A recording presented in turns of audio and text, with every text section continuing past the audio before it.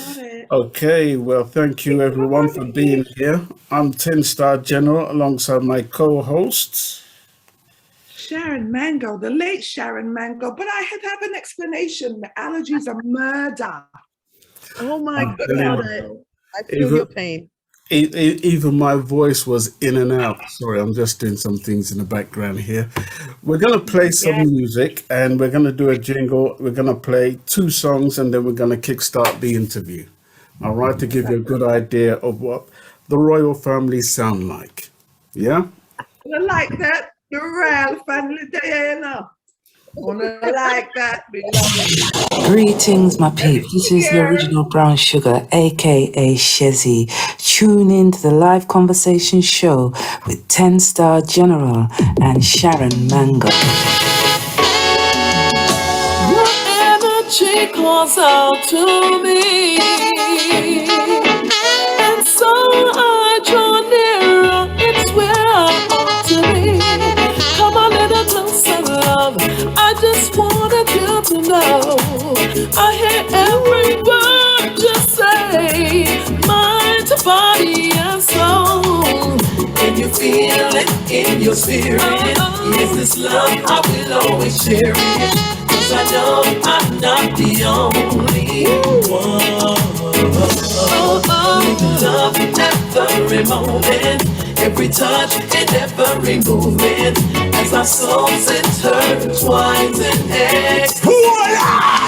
Pull it up again, pull it up again, pull it up again. They say when music is so nice, you have to play it twice, right? And so I draw nearer, it's where I ought to be. Come a little closer, love. I just wanted you to know I hear every word you say, mind to body and soul. Can you feel it in your spirit? Is this love? I will always share it. 'Cause I know I'm not the only one. Love every moment, every touch and every movement, as our souls intertwine in ecstasy. It ain't easy trusting love in this untrustworthy world.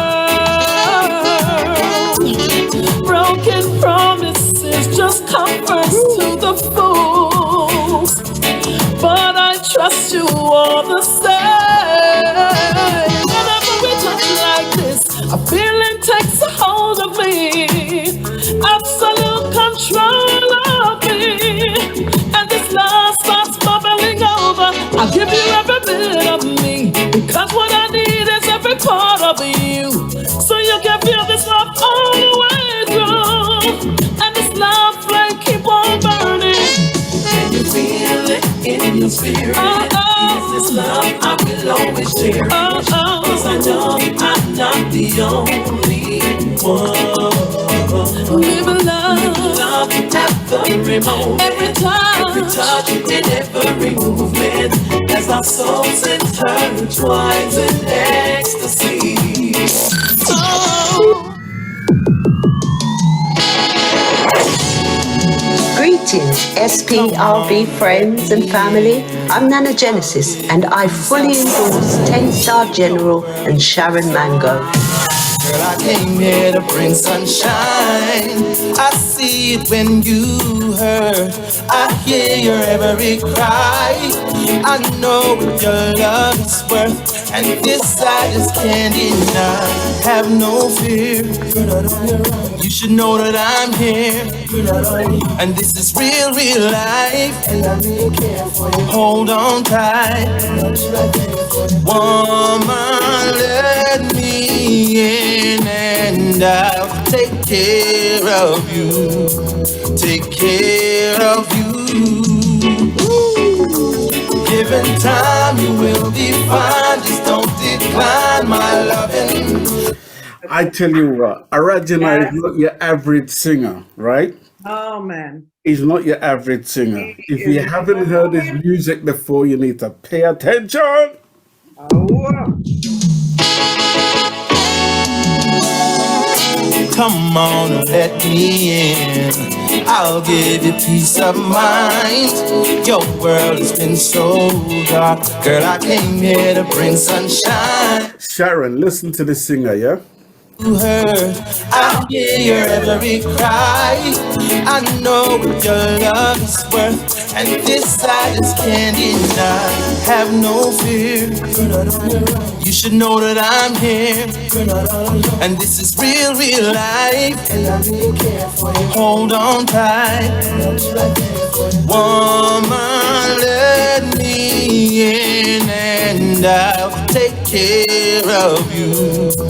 Take care of you. This is my part. Given time, you will be fine. Just don't decline my loving. I read your mind, I see the signs. Just hold on, wait, I'm coming. Forget the lies of those who couldn't stand the test of your love. I'll be the first, also the last, and you'll be thinking of. With every bit of myself, I'm calling out to you. I tell you what, I could play those songs forever. All day long. Right, I was Sharon, rocking it last night. Yes, sir. do me the favors of introducing yourself and introduce or acknowledge some of the people in the building, please. Well, first of all, my name is Sharon Mango. We're going to say apologies again for the late coming in. The allergies are murder, but it's getting better. I took my allergy pill. Sharon Mango, representing Royal Blend Production and SBR Radio, alongside my amazing co-host, 10-star General. And I want to acknowledge all in the room. Sharon Bentley, love you, sister. I'm going to be calling you after the show. Alessandra Pert, DJ Maestro. Oh my goodness, who else? I see images too, not sure who that is. But welcome to one and all for joining us. We have the royal family in the house. You know about them two people there? The royal family there, you know. Royal. Hello. We have to bow down, man. We have to bow down. Because these two, Marcia Orrahjahni, I don't even know what to say about you, man. You two are a force to be reckoned with. Respect, much respect, Mrs. Much Mango. respect, Miss Mango. Miss Sharon. Well, thank you so much. Yes, it's a real name. It's not even a pseudonym. It's not, you know, it's really Sharon Mango. I real name that. Yes.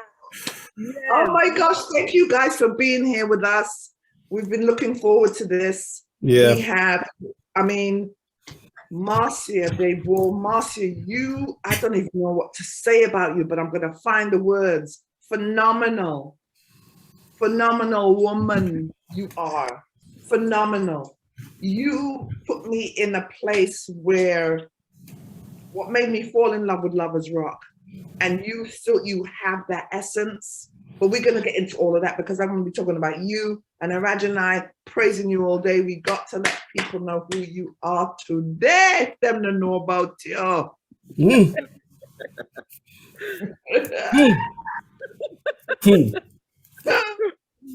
What a thing. Yes, Yeah, man, what a thing. I don't know what to say after that. I tell you. Well, you know.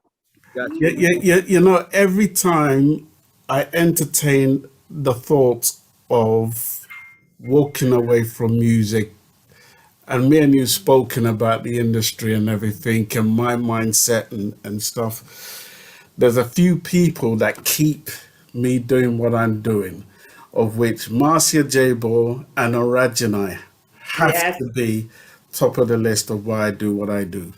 Yes. Yes. Oh, I'm telling you. I 100%. I am 100%. I am 100% second to the notion. Yeah. And I'm not ruling out Orrahjahni because you was just a smooth, we're going to call you the smooth ruler. Yeah, I tell you what.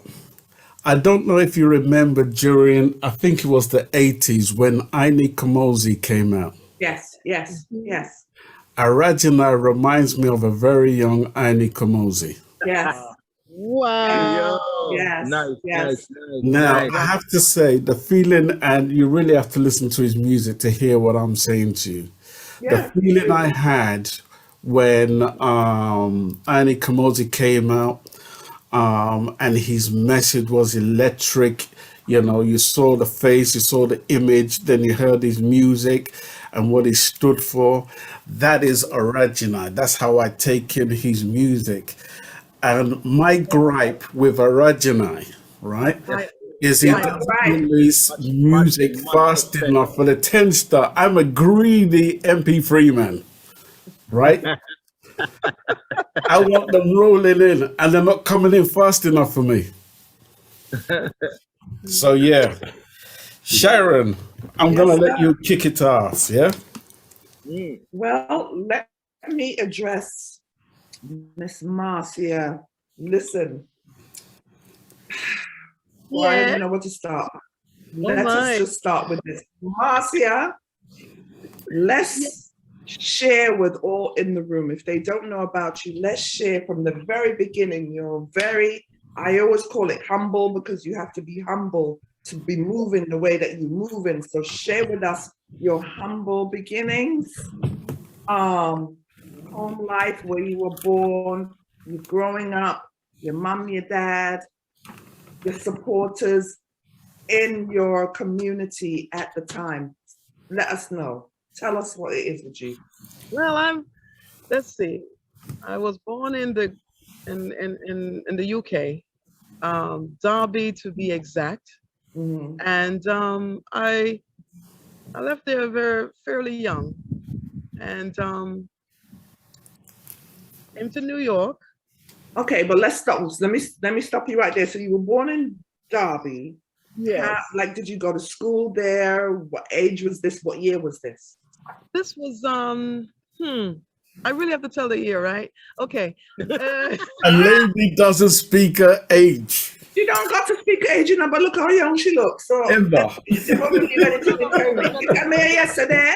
If you tell I'm me going it's to yesterday, I go believe for you. real. You're right. You're right. I'm not sharing my age. That's right. Remember me tell you that. That's right. That's right. Well, it's 1970. Okay. Young girl, go on. Mhm. Yes.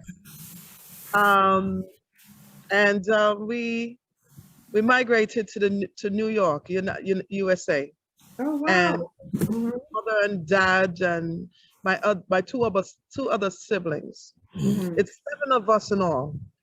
Wow. Um, All together, this is mom, dad, and your brothers and sisters, right? yeah, but my brother and sisters, my other brother and sisters, 4 of them were in Jamaica. They were born Okay. in Jamaica. So Mhm. we, Jamaica, England, back in those days, a lot of Jamaican parents came over to England, and that's why you get a lot of, English-born Jamaican parents, children. Right. Yes, And yes. I'm from that era as well. Mhm. And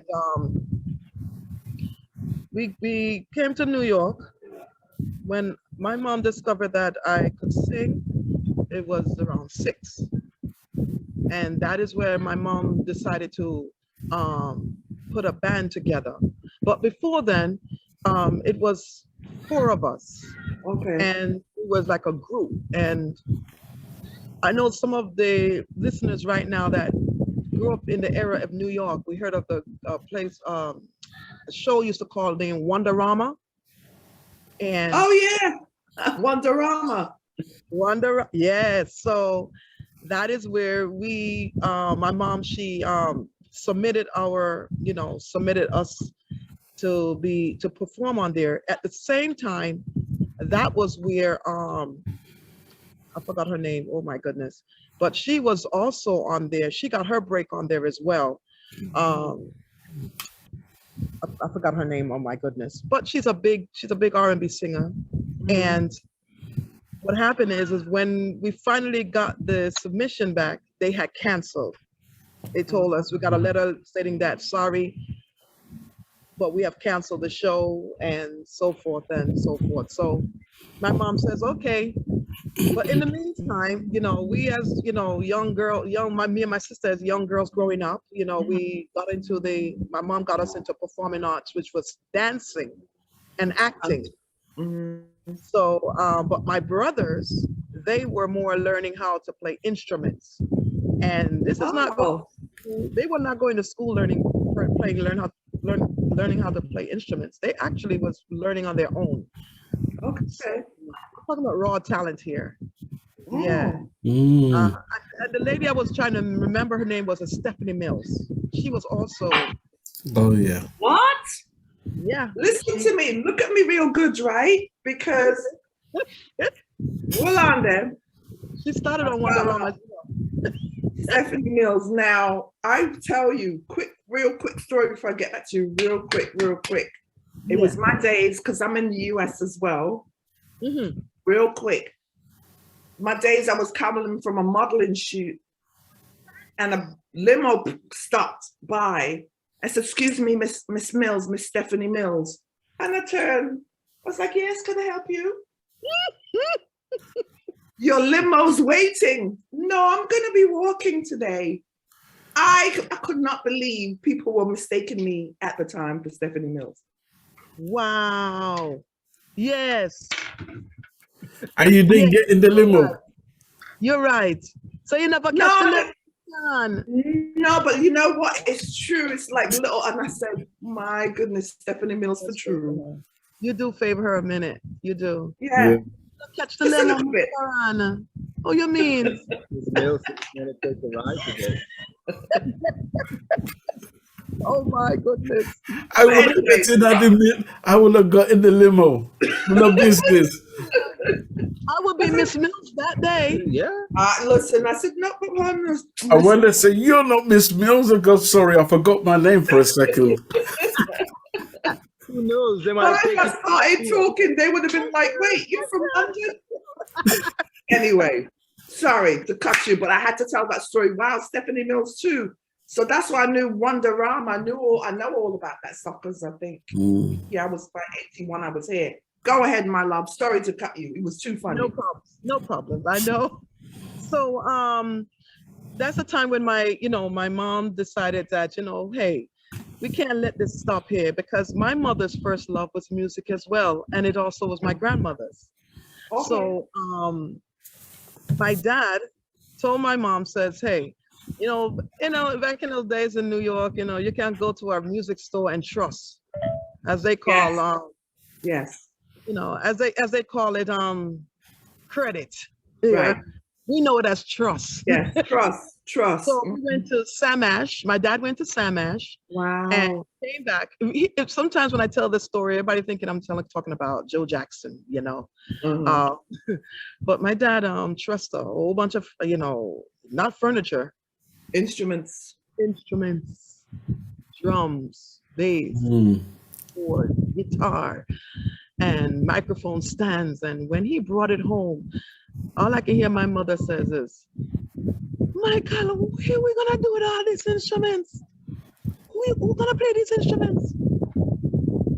And my dad says, "Hyacinth, these children don't have nothing else to do but to just come from school and play out a road. Don't make no sense. Give them something to do. Let them, the girls already are doing ballerina and look at them wasting their money on that.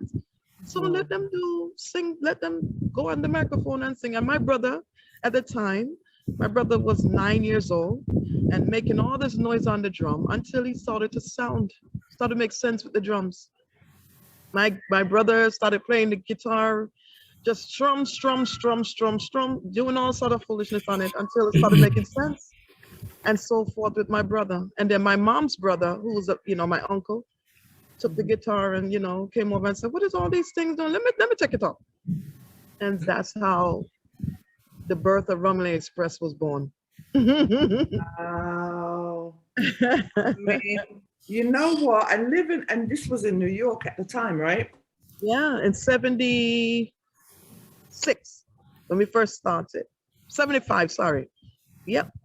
And your father had the idea. I think that's amazing, because it was the idea of knowing the kids, he felt the kids were being idle, give them something to do. You got the instruments. I mean, he's lucky he even got that, but that's amazing. And you all did what you did on your own. Stood there playing till the start, make something happen. Because of the fact that people have that experience. I mean, right. Because of the fact that you know, they say you can leave the country, but you can't take the country out of the person. Absolutely. And when my dad and mom sent us to bed to go to bed, we have our tape recorder listening to all the new Lovers Rock tunes coming out of England. Yes. We listened to a radio station, I think it was WLIB. Yes, that's right. WLIB. WLIB. Yes. And we switched from one radio at 12 o'clock, you know, because see, back then they never had a lot of Caribbean radio stations back then. Right. That's right. That's right. What we would do is hold our finger on the tape, on the recording and the play button, and hold on to those for dear life, just recording all the new tunes coming out of England. And that's how we get to know about Janet Kay and Cheryl and yes. oh, just keep naming them. Just, you know, that's how we knew about them, you know, and even when we were young, but we know about them. So in school now, let me ask you, you went to school, where did you go to school? You were in Queens when you came here, is that right? Yeah, I went to school, went to PS 45. School over by base. Right. And so then at that time in school now, at that time, we had to work 2 jobs. Say that again? We had 2 jobs. We was on the road doing tours, and we were going to school. So when we get off of tour at 6 o'clock, and when we reach home from doing shows with you know, with Corner Campbell and Dobby Dobson, just to name a few. Wow. We reach home, time to get a shower and catch the school bus. That was my life. Wow. Yes. That was, but you know what I'm thinking, back then in the late 70s, it wasn't even so bad. I think moving around in New York at that time, I think things are different now, but at that time, those were adventurous times. You know what I mean? You're young, you're in school, you know you don't really come from there, but you're doing all of this. You're doing your tours, but you're still coming back to your schooling. You're coming back to your education, right? So you gotta keep an A average. The lowest that my father and mother will accept is a B. Oh, so you had Joe Jackson for your daddy for real. It wasn't Joe Jackson was on that the whip going. Make sure you get your education. Yeah. Make sure you go to school. Yeah. Playtime for about a good hour and a half. Basement, time to go. Now, see, this is the original Jackson 5 or 6 here, you know, going on here. You know what I'm saying? 10 Star, the original, them don't know about that. You see, that's why you're here to tell the story. You had Joe Jackson #2. No, I think it was #1. Joe Jackson #1. Yes, who you had. Oh my gosh, because you had mother and father actively in your lives, which is a beautiful thing, no matter how, you know, we're joking and everything about it, but that's, man, a lot of people do not have that, but you had mother and father standing up for you, making sure you guys, making sure you're not idle, you're doing something with your life. Listen, Marcia, man, that's a big deal. Yes, it is. Considering what is happening with our youths now, today, the single parent, you know what I mean, and them on the streets, but you had both, and that is a blessing. It is. Every day I say it. It's an inspiration to many, but God bless them. God bless your parents wherever they are, because it's look what they created, man. Amen. Every day I give thanks. Every day I give thanks. And the great thing about it, my dad not only teach us, you know, about the love of music, he also, my mom was the love of music and my dad was the business of the music, because my dad was the manager. And he was the one that and he got us the booking agent, and I mean, he did the whole 9 yards. Walked with his little cachet case, and you know, only nothing but contracts in there, but no money, but contracts. Listen, he played the part and he played it well. Yes, yes, he did. He played the part and he played it well. And when you honestly think about it, at that time at your age, a lot of people were waiting to grab you guys up and take advantage. Your dad step in when he didn't have money and not to bring them on. Look at that case. And then I come in and say, listen, them with me, talk to me for them. That's I honor him for. I honor him for that. Yes. Thank you. Give thanks. Give thanks. Yes, yes, yes. 10-star lover. I'm gonna hug the mic. 10-star, go on with it. Boy, what a history right there, so boy. History. I'm so excited for boy. People It's need like, to know. it's like I'm ready for the next episode. Yes. Telling you, part 2. What? Listen. Miniseries. Me I talk miniseries. Me seeing dollar signs. We need a miniseries.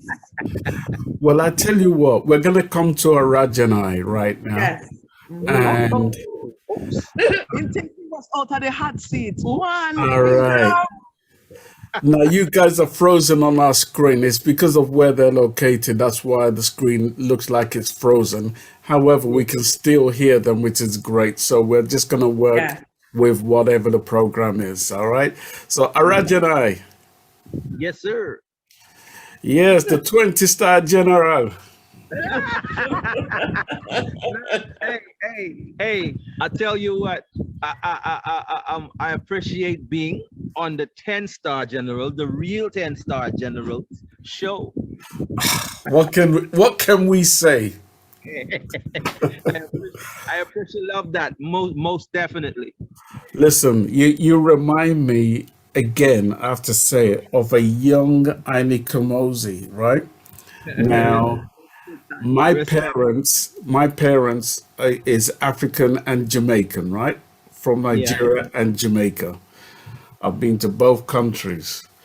Especially when I went to Nigeria, Aini Kamosi was bussing all over the place. It was the biggest thing in the music industry at the time, right? Yes, sir. And then all of a sudden,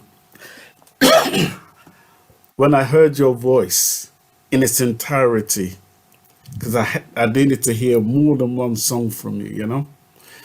And when I heard the real you reminded me of a very young Aini Kamosi.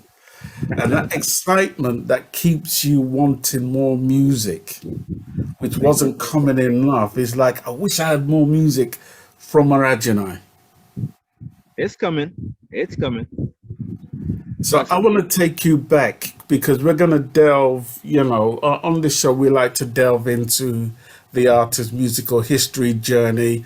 We want to find out what makes you tick, what makes you write what you write, what makes you sing what you sing, you know, what makes you do what you do.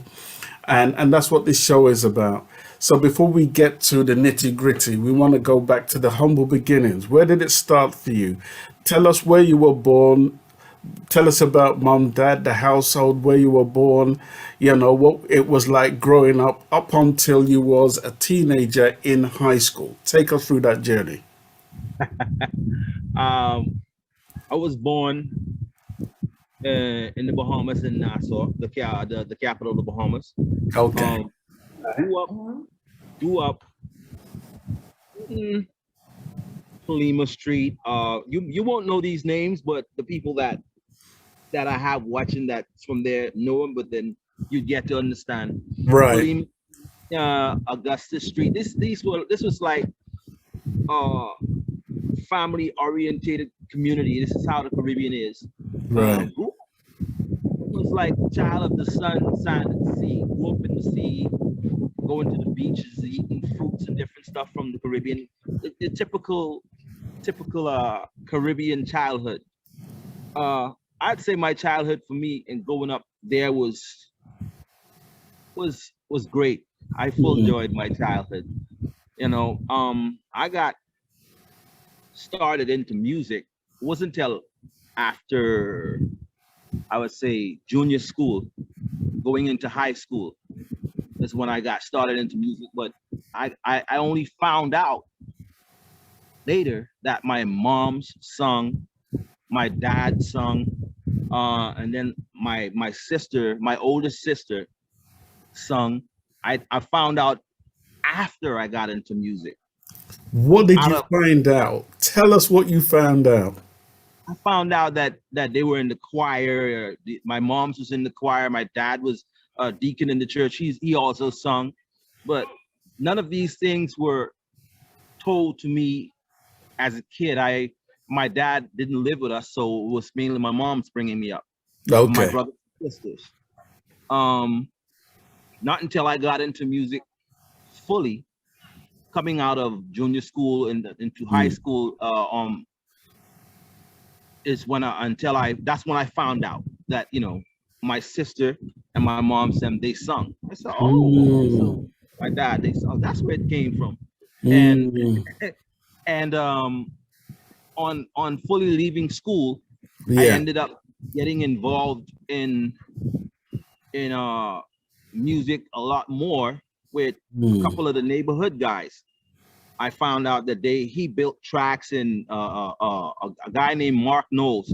He built tracks and did music, and so that's how he found me, and then we found another guy, Angelo Martin, and this is where we started practicing with each other and say, oh, you know what, let's form a group, and we got more deeper into the music then as we started building tracks and practicing with each other.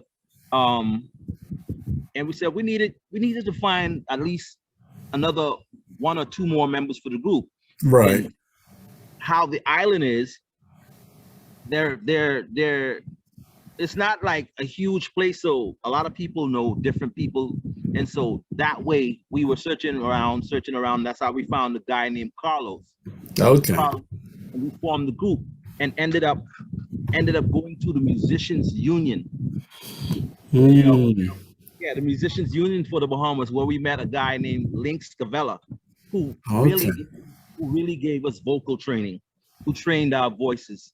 So because we had passed through like a couple of different guys, Mm. Until we got the right. It was five of us: Right. Angelo, Peter, Mark, Carlos, and that's how we formed the group. That's how I started off in the group. Right. Started off singing in the group, and we performed different places in the Bahamas and hotels and at different events that Mr. Scavella, Lincoln Scavella, he set up for us and got us known as Coda. The group's name was Coda, CODA. Right. That's how I started off. So Right. I had pretty good vocal background and training from the musicians union and Mr. Link Scavella. Right. Right. Yeah. Now, really, do I hear that story where the artist had vocal training? Really, Oh yeah. you know? I tell you what, I had help along the way from the musicians union, a great deal of Mr. Link Scavella, and Right. a lot of other singers I met during this time in the Bahamas. Okay. Started off in the R&B, the Mm. old type R&B, the Ink Spots, the OJs, listening to that type of music. We used to perform a lot of the older classics, R&B, our group. We did calypso songs there as well. But us as the group, we were interested in a lot of R&B stuff. And so we did a lot of the R&B, the Boys to Men, the Jodeci as the group, and that type of stuff. We were doing more R&B stuff. Mm. We performed there for a while, did a lot of shows there, and then after that, because that's how we got known there. After that, we came to the United States when I had freshly gotten out of school, and met a friend up here, Mark's friend up here, Sergio. We call him the Surgeon General. There you go, another Surgeon general. General. Rep, salute him. Yeah, yeah, and we he did music as well. He did music. I think you know the Surgeon General. We mentioned it to you Yeah, before. yeah. And so we became business partners. We met a lot of people here and got involved with people here doing music as well. Unfortunately, the group split up, and guys either went back home because they had issues or went their separate ways, and that's how I had to go about my solo career. Right. And through meeting people here back and forth in Florida and dealing with music here and performing here, because when we came here as a group, we also performed in South Beach and at different we did the Gusman Theater with Kayla Lockhart and Calvin Lockhart and Kayla Edwards out of the Bahamas. I don't know if you remember the guy that was what it was on the Predator, the black guy, the dread with the cane, Calvin Lockhart. Okay. Yeah, we he's in a lot of movies. We performed the performing arts. We came over here to do. The group came here and did a performance with him in the Gusman Theater. That was our first performance as a group here. Okay. But since that we did shows down in Miami, a lot of shows in Miami. The How Can I Be Down conference that came in, Tommy Boy. We performed in Al Capone's private house. Okay. Yeah, on Star Island. Oh wow. Yeah. Like I said, the group had broken up, and then I had to hone my skills and become a solo artist. And that's how Orrahjahni came about. Okay. Now I want to drag you back slightly back to the school time, the school era. Now, I know you got into music while you were still in high school, right? Now, during that time, did you have any aspirations other than music? I know music was your number one, go-to thing. I was into art, actually drawing, that type of art, drawing, and that type of stuff there. Also was into marine biology in school. Okay. Because I grew up in the Caribbean. I love the sea a lot.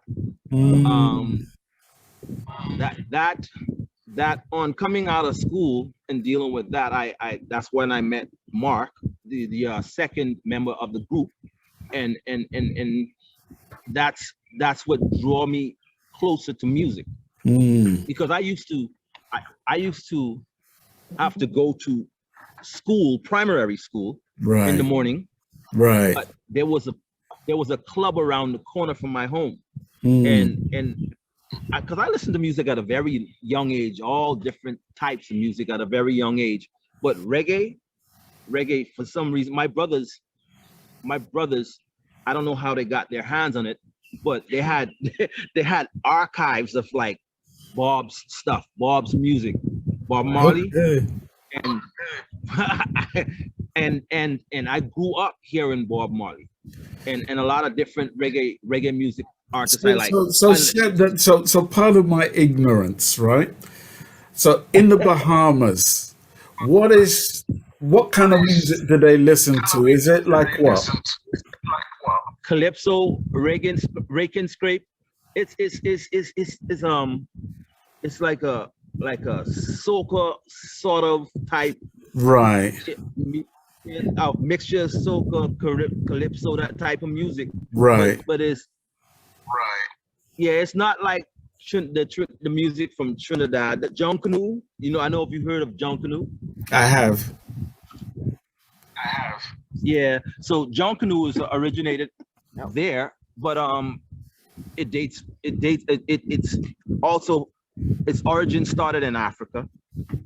But that's the main, I would say, John Canoe and calypso. Oh, okay. John Canoe, calypso in the Bahamas. Right. I just love music. I love music, and if if it was good music, I listened. So I Right. listened to R&B early. I listened to John Canoe. I listened to Kin Scrape. I listened to reggae. I listened to culture reggae music. Mostly I heard Marley. That was the first reggae artist I listened to a whole lot, which opened me up to listening to a lot more reggae artists. Who was that? Bob Marley, you said? Yeah, Bob Okay. Marley. I listened to Marley and the Wailers.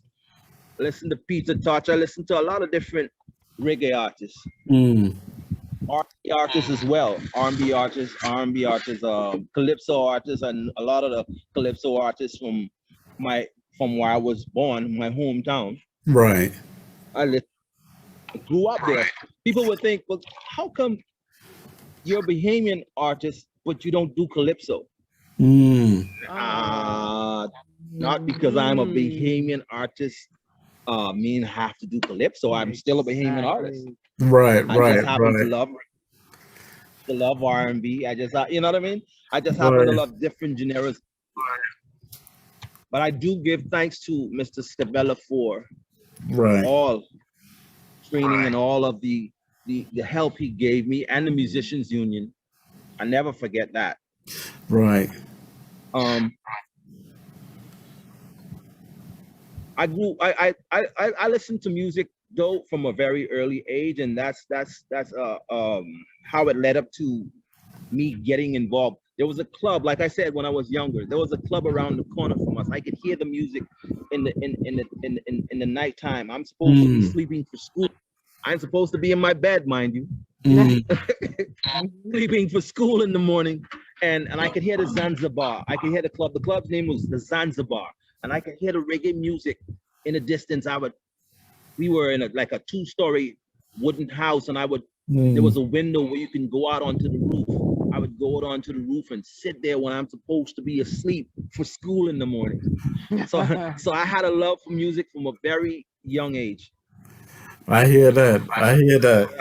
I tell you what, share with me your mindset at the time when you were growing up, because when I listen to your music today, I hear that revolutionary in you. And I'm trying to understand where your mindset came from at a young age to where you are today. It was around 16 years of age, 17. And then, I mean, a lot through my childhood, but like 16, 17 is when I started noticing the ills of mankind towards, each other, and watching things happen like right in my country and here. And I figured that if I wanted to convey the message in what I saw, I could use my message, my music as a vehicle to convey the message that I wanted to get through to people about what I saw. So I said, okay, culture, reality music. I'd be the voice for the voiceless, and so that's what I chose. So that at that time, I chose to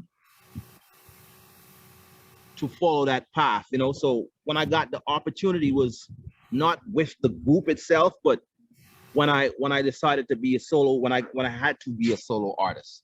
And that's when I decided that if I'm gonna say anything, it's gonna have a message to it for change, or to create change. And that's when I became Orrahjahni, voice for the voiceless. So share with me the name Orrahjahni. What does that mean? Where does it come from? I know a lot of people hear it and go and say the same thing you say. Orrahjahni, the aura of the creator and I, aura of Jah and I.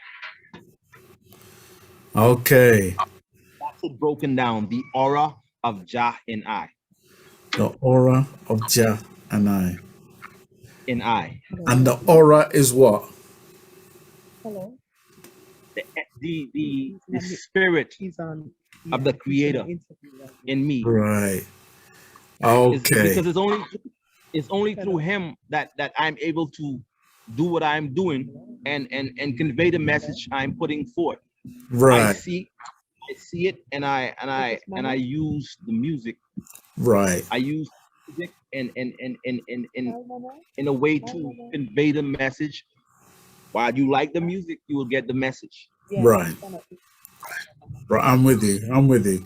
We're gonna stick a pin right there, so, and I'm gonna come to Sharon, so that she can do what she does best, all the way from sunny New Jersey. Yeah, stay for real. Sunny, thank God. Me have a little bit of the Florida sun today. Marcia. I love you, right. I love this girl, you see, because you are so multifaceted. So let's go back to Joe Jackson Daddy. Joe Jackson got you guys prepared. Listen, and is there original Jackson right now?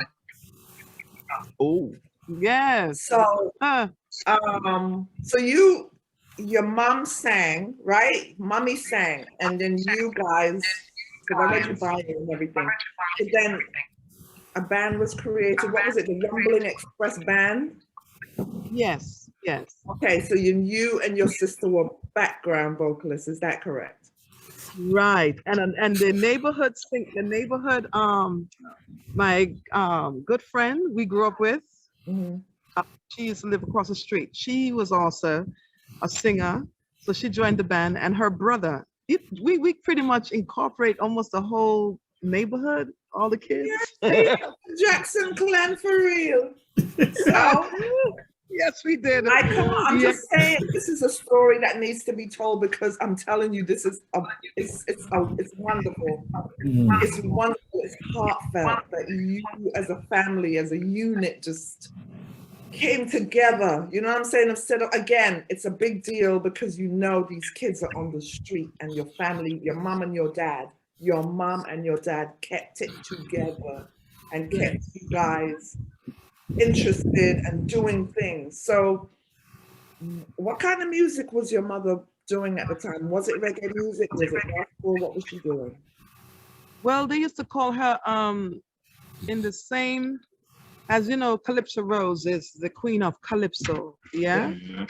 Of soca. My mom was, they held her in New York as the queen of soca as well, because they used to call her Calypso Mama, because she was always, she did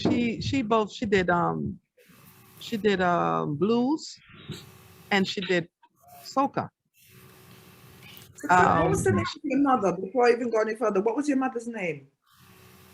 Her name was Hyacinth. Wow. I like the flower. Yeah.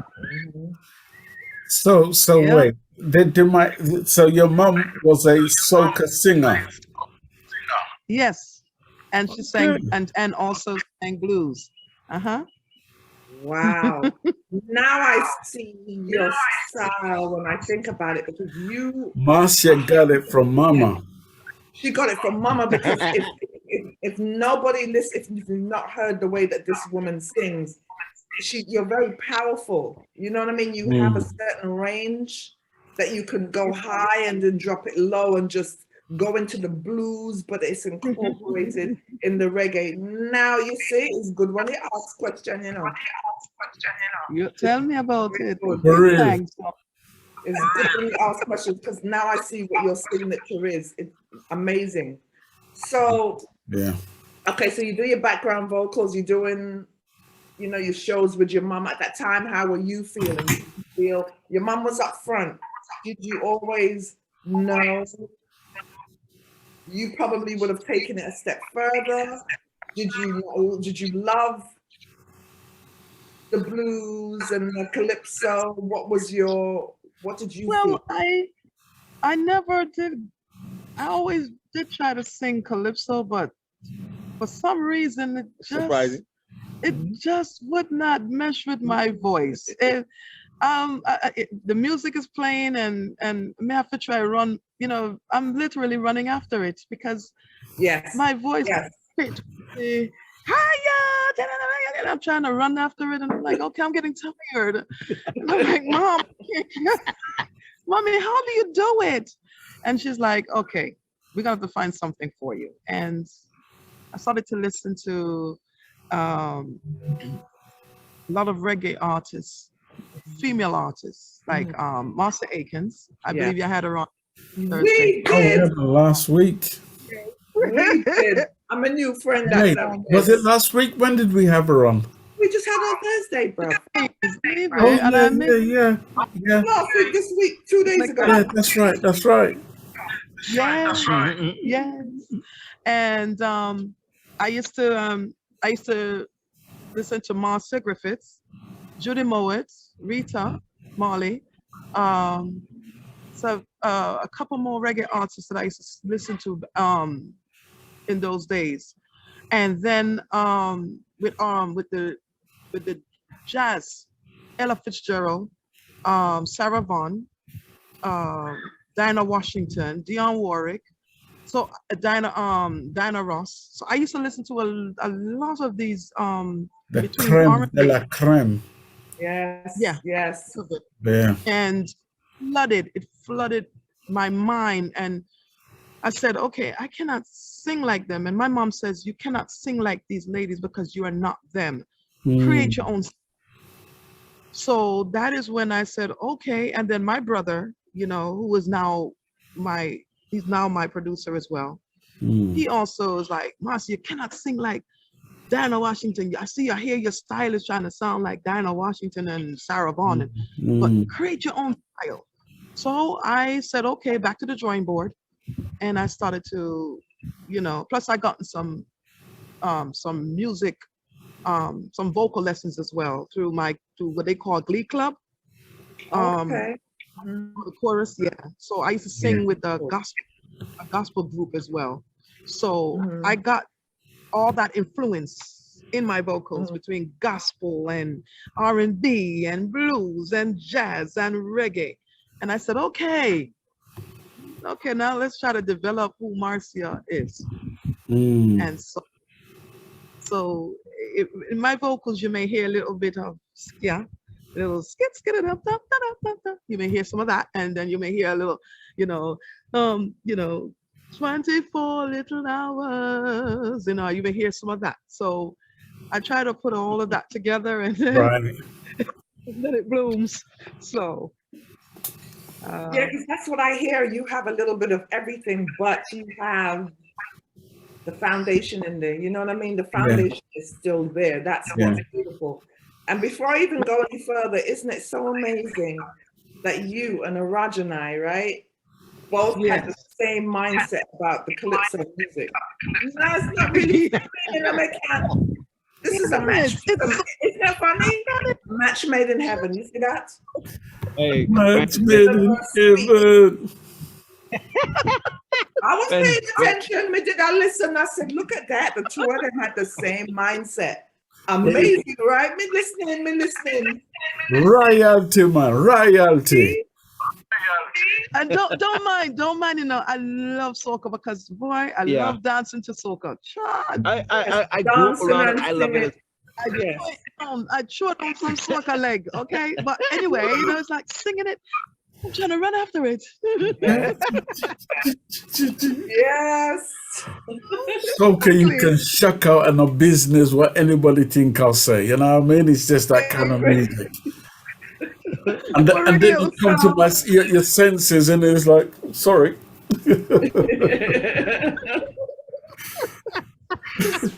When you found yourself now, when Marcia J Ball found herself, okay, you're doing the background vocals.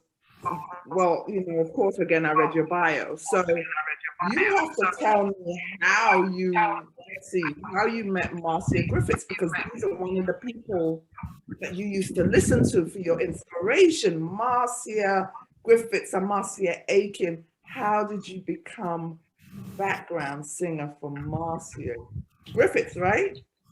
Yes. Girl, tell that story, because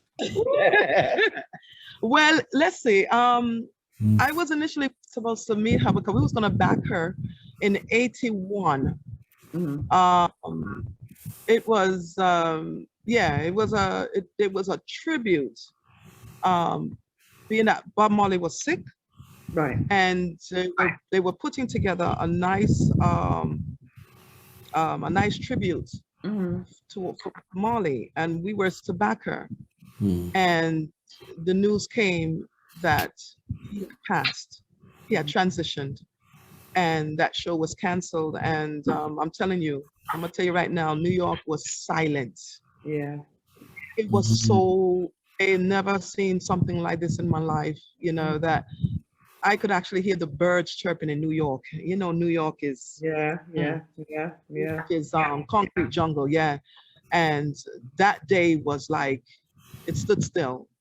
I felt it because he was just playing soccer like about 6, 7 months ago at my junior high school. He was playing soccer there, and all the kids are rallying around him, including me. And I'm like, whoa, Bob.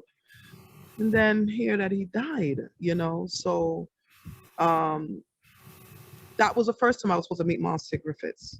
The second time I met her was when I was here, and I was going on doing I was on with my solo career, and I met a man named John T. And he met me at I was doing they was doing like a sing out. You know, you go to these clubs and a band is playing, talent show, open mic. Yeah. So I was singing. And that's John T of WAVS. Yes, it is. Yeah. Okay. And this was in the mid 80s. Yeah. Okay. And this man come up to me and he says, you know, you put me in the lineup. And I said, who? And he says, you sound like Marcia Griffiths, you know. I said, wow, since I always singing her songs, I really like, you know, I really love her. That's the way I put it. He said, okay. And he used to take me around different places, you know, different avenues, and really love what he was, you know.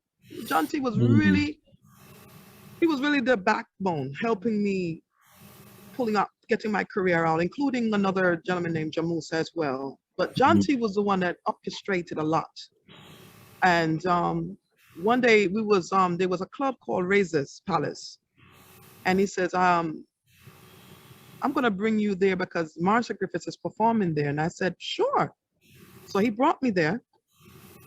Lo and behold, I did not know that Marcia Griffiths was in the back parts, the back area of the club. She came for rehearsal.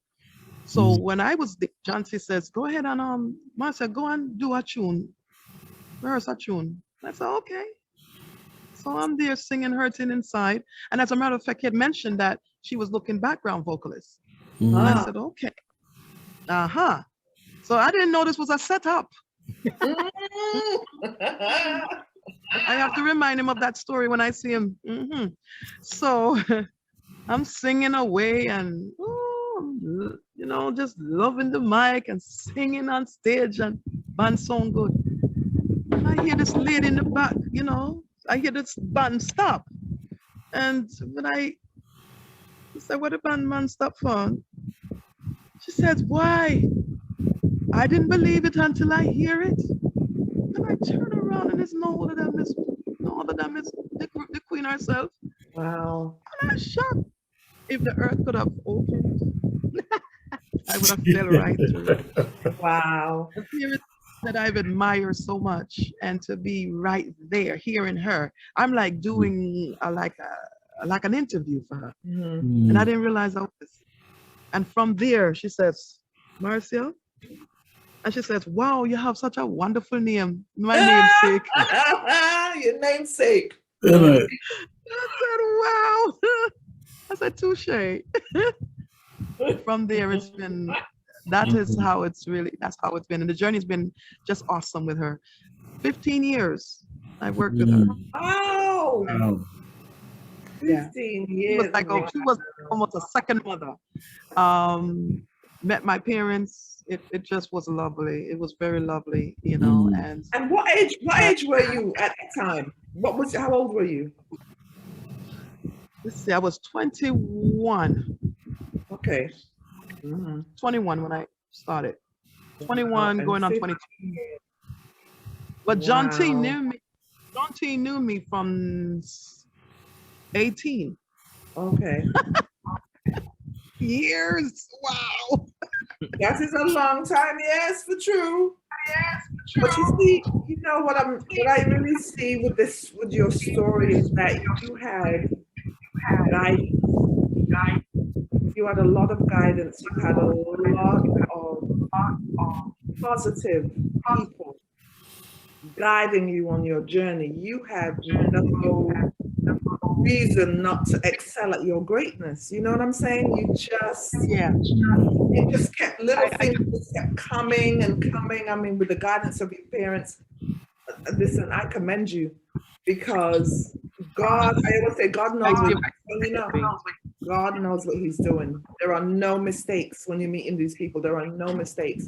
And just look at it. Your idol, when you started to really hone your skills and then really listen, and you get to work with them.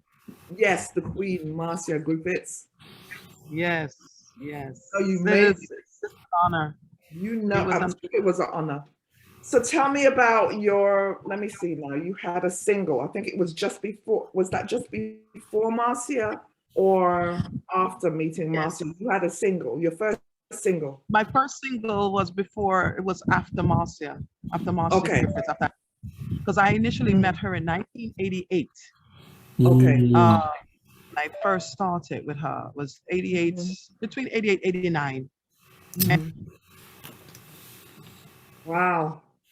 So the single, Tell Me, is it Tell Me? Tell Me was your first single, I believe, right? Tell Me. Tell Me. And did you write that? No, my brother helped. I wish I did. Listen, but it was still a family thing, right? You said, listen. Yeah, It's a family thing. Your brother, okay. And so you're gonna sing what I would like, though. I would like you to sing a couple of bars of that song, because people have to know. Your brother help you write it, but it's a family thing. Let's hear a couple of bars of that song. Yes, me want to hear it.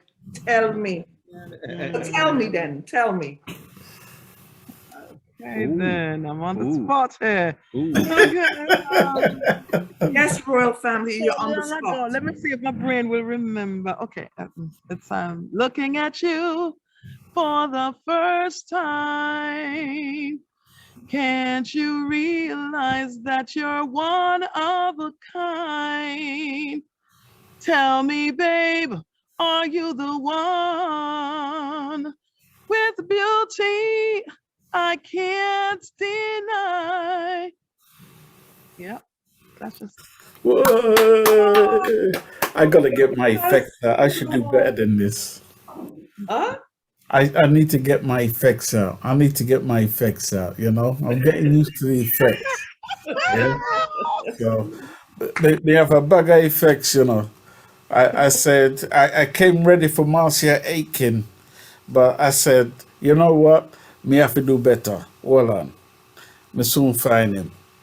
Um hold on, hold on.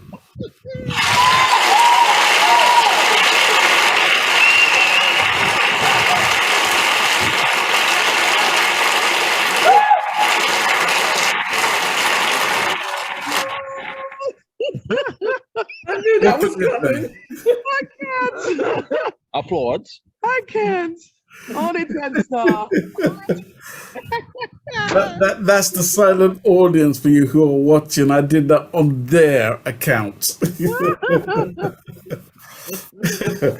Yes, Sharon, go on. Oh my gosh. So when the song was, the song Tell Me, how did that do for you? Well, you know what? That song, it did pretty good. People know me by that song now. It was, as a matter of fact, it was rated. They had like a not a number one, but a voting, which is what song, with female artists, and they Right. voted as the top for the female artists for that Okay. year on that song. And it's gotten, on WAVS. And as a matter of fact, who was the one that was doing it was Ron Burke. And I know if I talk to Ron Burke, he'd be like, geez, son, you remember them thing that? Yes. Sometimes my memory don't fail me. Yeah. Amazing. So from that song, what other, okay, it did relatively well. From there, what are you thinking to yourself? Are you still with Marcia? You're with Marcia still, right? And you're doing your own stuff? Pretty much doing my own stuff now. Okay. But she really she elevated me to where I am today. Taught me a lot. The experience is phenomenal. What I've been through with her, as not only as a female artist, but also as my mom say, okay, this is where I can bring you. Now you need to go further. So Marcia Griffiths helped to do that for me as well as a young female artist in the business, and also respecting of yourself as a woman in the business, because this is a male dominating business. Yes. And you have to have a lot of respect as a woman in the business to for others to respect you. You don't respect yourself, how are you going to expect anybody to respect you? And it's not only a female thing anymore, it's go both ways now, both men and women. Yeah. So let me ask you a question based upon what Sharon's been asking you. And I remember asking another singer this same question. I think it was Don Connor. Yeah. And the question goes a bit like this. When you become a backing singer, right, for an artist, especially for 15 old years like you have done, right? Yeah. Is there the danger of being pigeonholed as just a backup singer? It has. And is it a blessing or a curse? I don't know. I'm just asking. To me, it helped to sculpt, and I do use that word. It helped to sculpt me to better refine my vocals, because holding background vocals, or what they call supporting vocals today, it helps to in melody. It helps to in harmonization, because you can be a singer, but you cannot do backgrounds. Right. Right. You can do backgrounds, but you cannot do lead vocals. So do you find yourself breaking out of one mode into another? Is it something conscious or is it automatic? It's not automatic. You have to work your way out, because like a hermit in a hole. You have to learn how to try to get out and not sing as a background vocalist. What you mean is you're singing the same way as you sing as a background vocalist versus singing as a lead vocalist. And I've been slapped around a bit, especially with my brother. Marcia, you're not singing background vocals, because I've been singing background vocals for my mother. And one thing I love what my mother did, she also featured me. So being a lead vocalist, my mother also says, I have my daughter here. Let's give her some love. We're about to, I'm going to present her. She's going to do a couple of songs for you, da-da-da-da-da. So she taught me not only to be a background vocalist, but also to be a lead vocalist. And once you get that lead in your life, to learn how to maneuver your vocals to do one thing and then another, that's best of both worlds here. And I give thanks all the time for that my mom really got there. So working with Marcia for over a number of years, I not only was just a background vocalist for her, I was also doing my own thing too. I was also being a lead vocalist as well, also continue with my career as well. And when it's called for duty, I'm able to, lead. I'm no longer a lead now. I'm about to do some background. Right. And I was from one thing to another. And she had asked me that one too. She had asked me that one time, and she says, "How you do it?" And I said, "Well, you know, just like you, Bob Marley did the same thing for you. He took you, he gave you all that platform, high threes, and he Right. presented you, just like I'm Right. getting you as well." So Practice it's make yeah, you like that. Practice make perfect. Right. Right. Right. Yes, Sharon. Yes, that was a good question because I was gonna come back to that because I Mhm. think that when you know, I know you laugh. You see, 10 Stars, my friend. Can I just say that little bit? It's Yes. so much love. You see, 10 Star, we went to school together, so we go back. My Wow. Way schoolmate, back. Way that's back. my school friend. That's Yeah, amazing. that's why our chemistry is so good. We think alike. Our Time, birthdays are like time days machine apart. back. We have to Yeah, step in a time machine back to for get real. back to our time. Well, let's not tell the age because I think we Oh look all Jesus. See, you right. know, see the age. I think my beard is I think my beard is a giveaway. We look all right for the time travel, you know. Look his at beard the is a time travel. giveaway. I thought about dyeing it, but my father said just leave it. So I said, Wear, okay, leave it. wear your stripes No, he has to proudly. leave it. Wear your stripes proudly, King.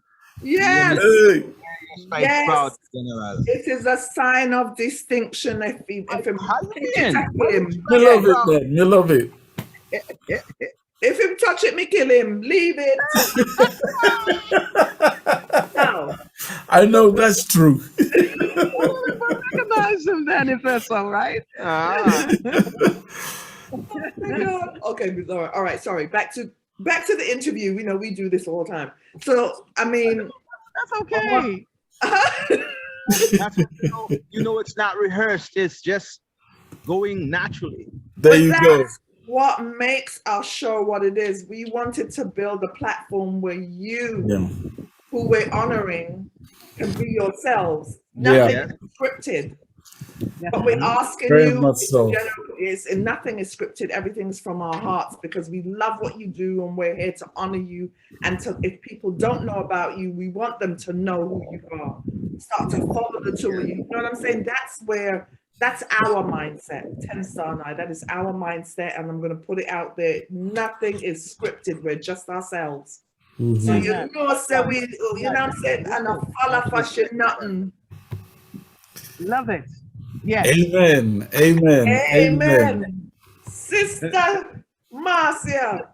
So you made valid points. So I want you to elaborate on those points because you said, I have been there myself. When you're doing background for somebody, you know where your vocals has to not overshadow the lead, right? So you kind of Yes. quiet enough. You just under the radar, but enough to balance out the lead, right? And then when you get out there, you're still in background vocals. Like you said, your brother had to tell you about yourself. You're not doing background. Go out there and sing. Uh, It Let took it me a out. little bit now. Trust me, it didn't take an overnight thing. It took me a little bit to get out of that and differentiate between the two. Yes, I have been there, and sometimes I'm still there doing my own little thing over here. But I'm so happy that you said that because it's not always easy. You tend to fall back. You know what I'm saying? It's not an easy thing. It's not an overnight thing. Mm. You're so used to just being enough for people to hear you, but not overshadow. And you stick it. I mean, 15 years is a long time, you know? Mm. That is a whole heap of years.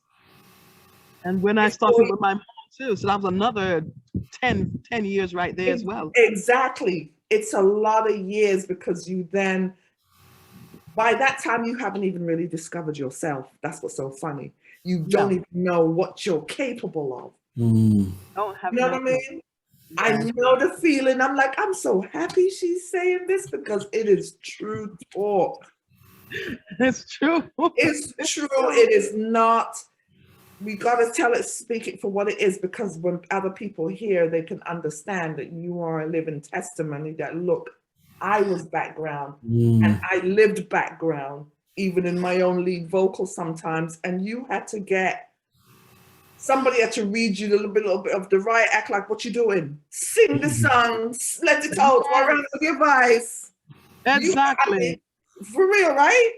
Exactly. My brother was like that. My brother did it to me. I had it with Mr. Palmer, who passed away. He was another beat up on me. I have to mention poor man Richie. He was another one that beat up on me too.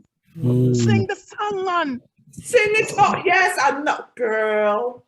Thank you. And I'm like, he said, you got it. You got the potential in you. I can hear you. You got it. Sing out.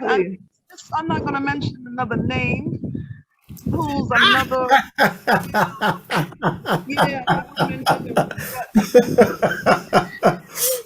Wow. I was gonna ask because my husband does that to me, and that time I feel some type of way, like, why? I am singing. You're not singing. Yeah. Rajanai said he had the vocal training. People did push you out there. So Yeah. Your boo. So you didn't say that now. Miss Sharon. Hey, I'm only passing. We become passing it on. We are enemies in the studio. We don't like Yes. Yes. No, listen, we the best. A couple of things there. We in that studio, but we in that studio. I just look at them and I said, okay, next track. Well, 3. And then when I'm pissed, I'm like, oh God. And then I gotta be like Ike, anime, eat the cake.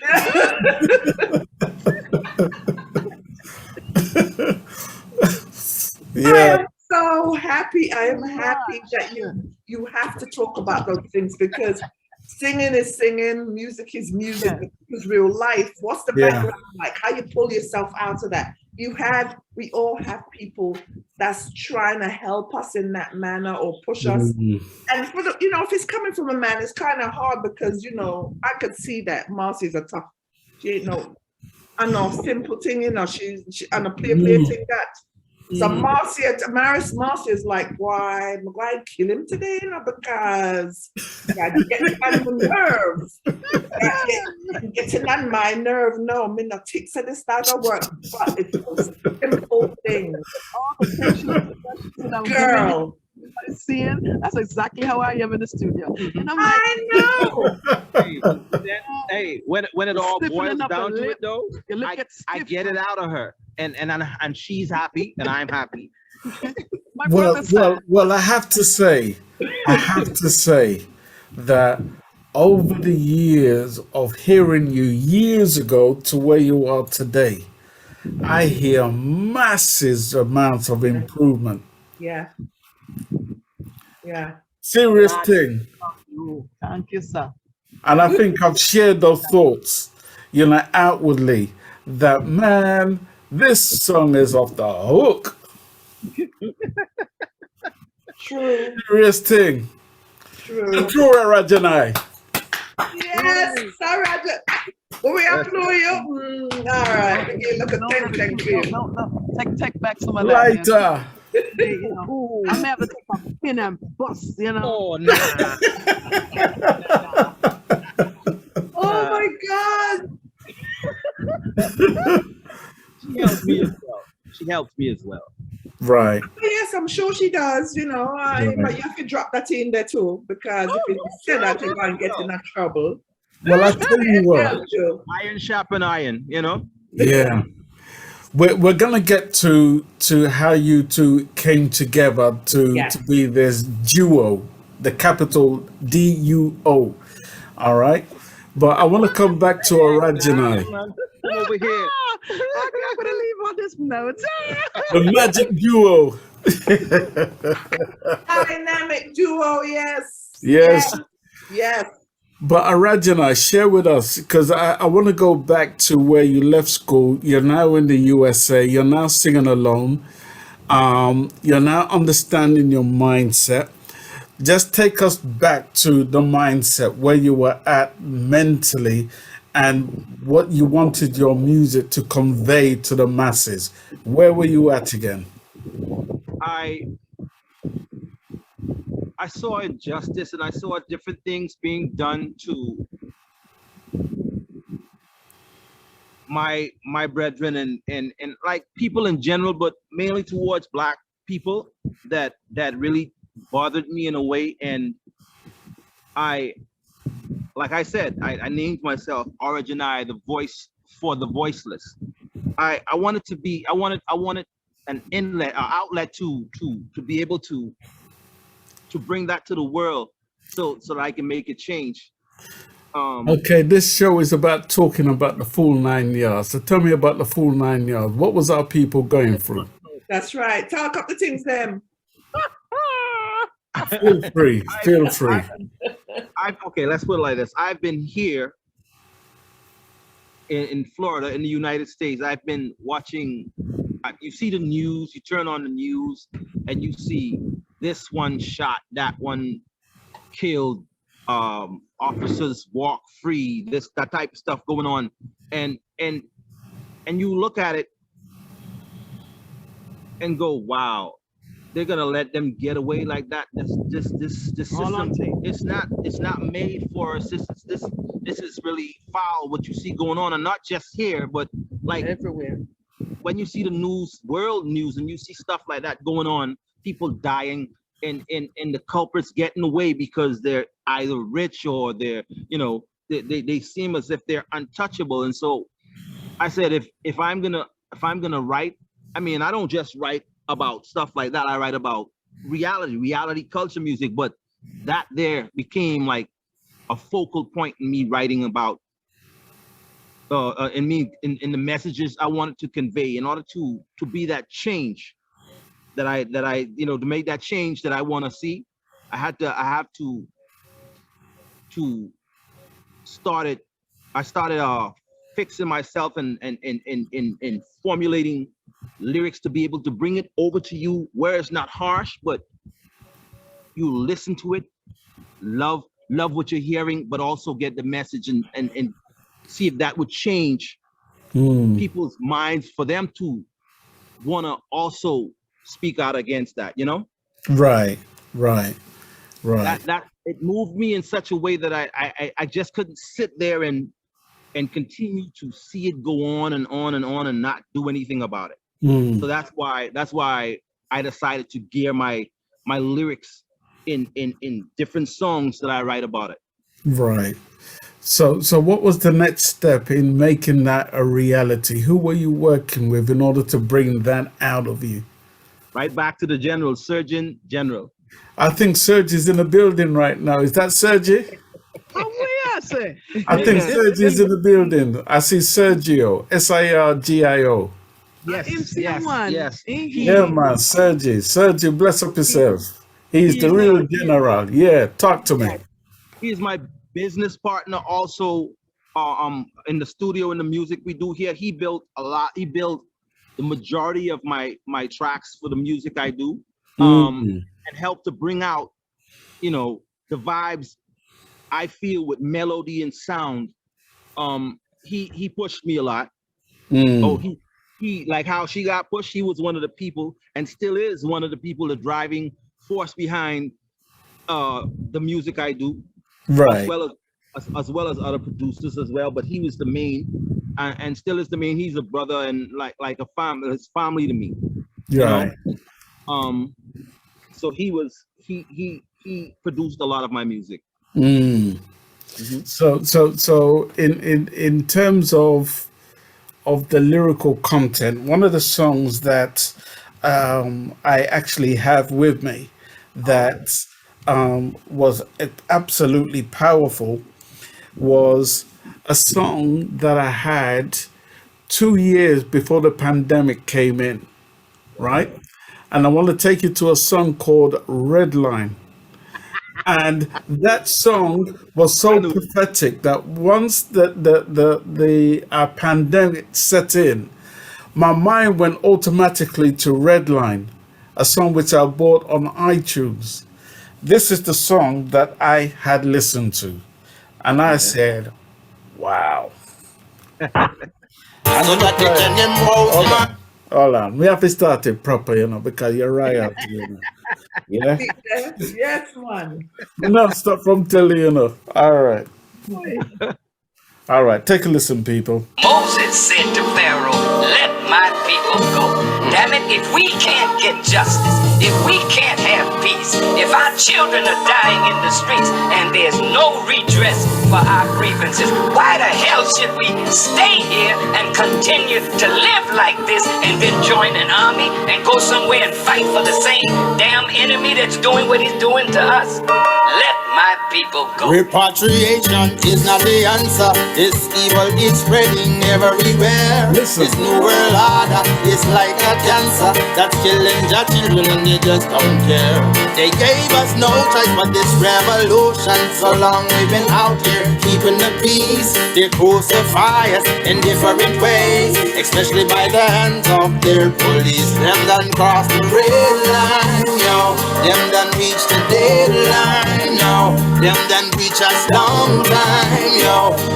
But then so many still chanting peace and get rid of the scared mind, yo. That just can't see clear mind, yo. Too busy living in fear mind, yo.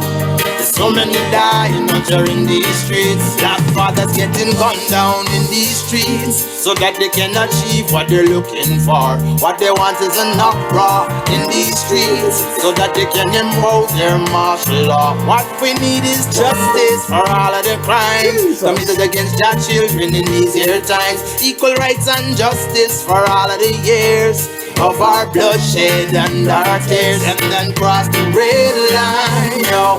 Them done reach the deadline, no. Them done reach us long time, yo. Listen to it. But then so many still chanting peace. We'll get rid of the scared mind, yo. That just can't see clear mind, no. Too busy living in fear mind, yo. There's so many dying out here in these streets. Listen. What's killing you is the truth that's coming out of my mouth. And you would like to pay somebody or get some fool to try and kill me to satisfy you. That's how you do black men that you can't buy and you can't bend. But don't come this way with that thought about killing. Think well, because I'm not here by myself, of myself. There's a God backing me. That's why I can talk like I talk without fear. Concentration camps and roving in the streets. Martial law enforced by soldier and police. Nazi Germany fight for the Hitler speech. So we know say the end of mankind and reach. New world order cross borders spread far and wide. Their agenda push civil war and genocide. And no matter where you run, you cannot hide. Just know say Jaja children will not be denied. Cross the red line, yo. Them done be. Ooh, cheese on bread. Chills, chills, chills, Cheese on bulla. chills, Leo, chills. yeah. Need one of them lighter. Yes, me at all. For my lighter, them, I did have one, you know. That tune is a tsunami. We need to go to. We need to ask Chico for some lighter them. For real. Orrahjahni, let me tell you something. Let me tell you something because I haven't told you yet. Tell him. That song is embedded in time. People are yet to wake up to who you are as an artist. And I'm glad I get this opportunity to tell you in front of all these people who are listening right now. If they haven't heard of you before, they're going to know about you now. Much respect. Much That's respect. right. Amen to that. Much respect. Talk to me about that tune, the brethren. Talk to me.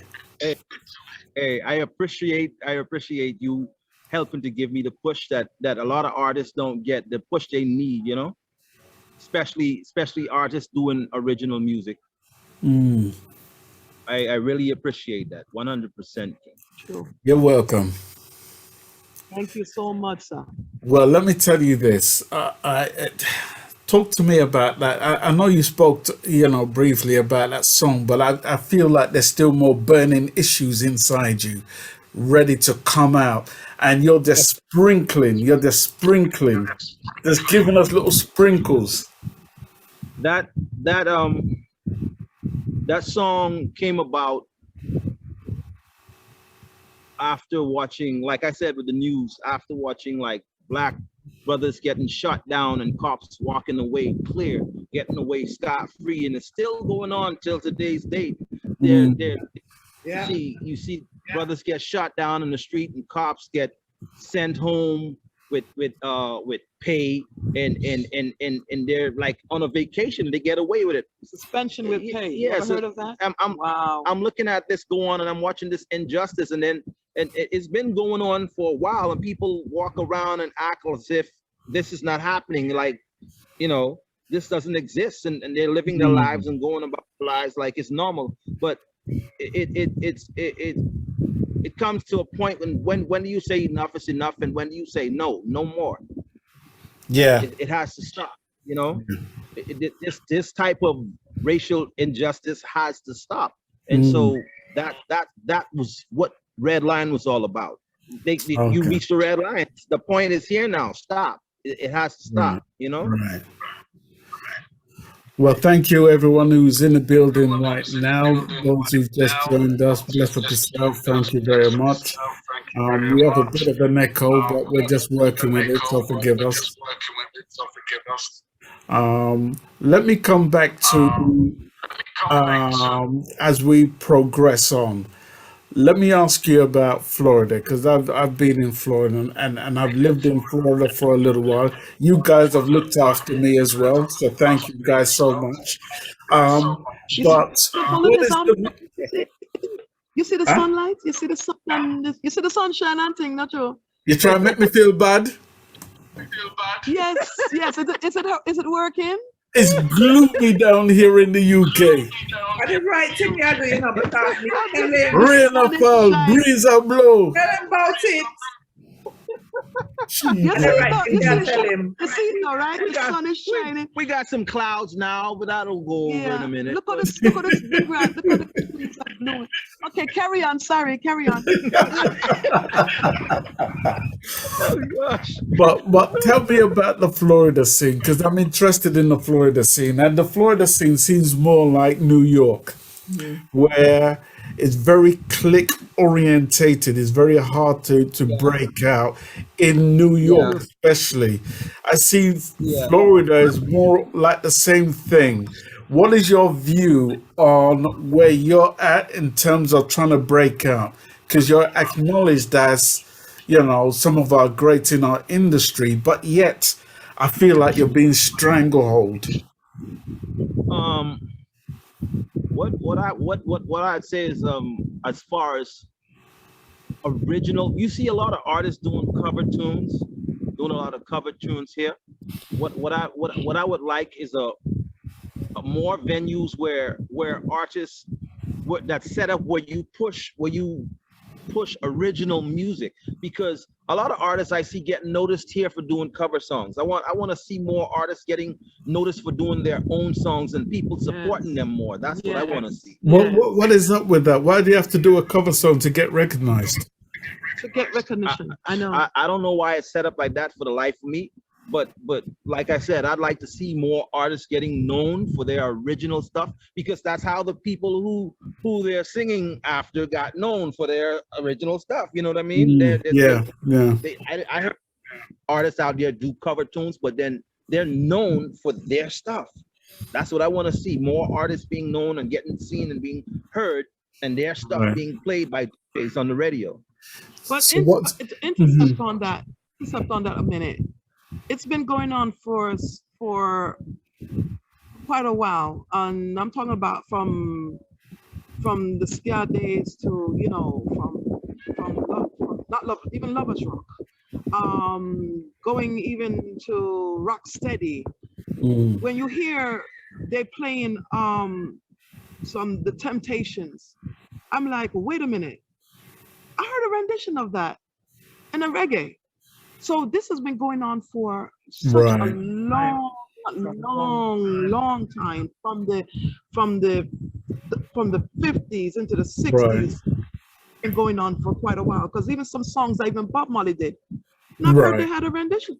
Oldie and R&B artists did it from way back in the day. So that is what is going on, and it's continuing through today's society. That's what's going on today. That, you know, artists are not being recognized for their creativity. What they do, they're being recognized through another artist who have created that song, made it big, and now they say, okay, let me jump on that wagon now. Let me jump to be on noticed. that That's to be crazy. noticed. And that's sad.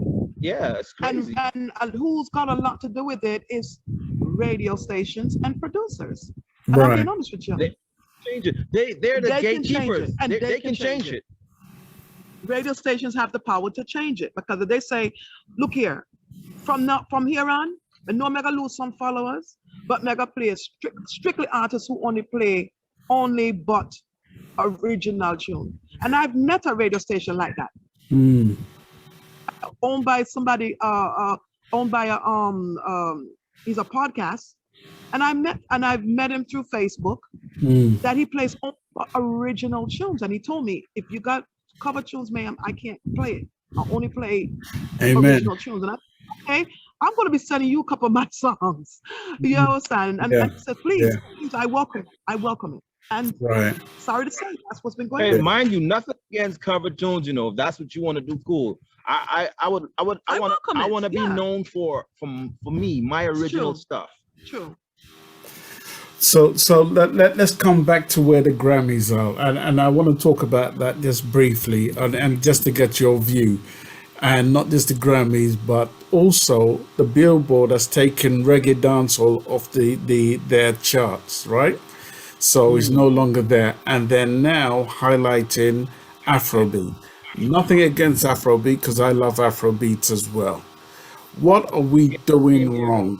What are we doing wrong?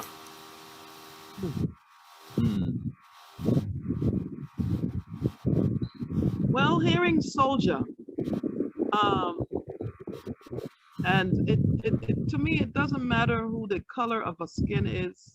Reggae, you love reggae? It's worldwide. It's worldwide. Yeah. Okay, and yes, reggae is, you know, when you associate reggae, you associate Jamaica.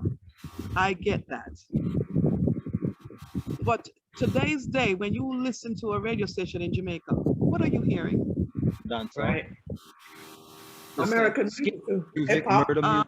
You're hearing songs from across the globe. You're not hearing Jamaican music. You're not hearing reggae. You get what I'm saying? You're not hearing a John Holt. You're not hearing a Gregory Isaac. And I'm being honest with you. I've listened to a radio station out of Jamaica, live, and I'm telling you, I don't hear none of the foundation artists on there. It's sad.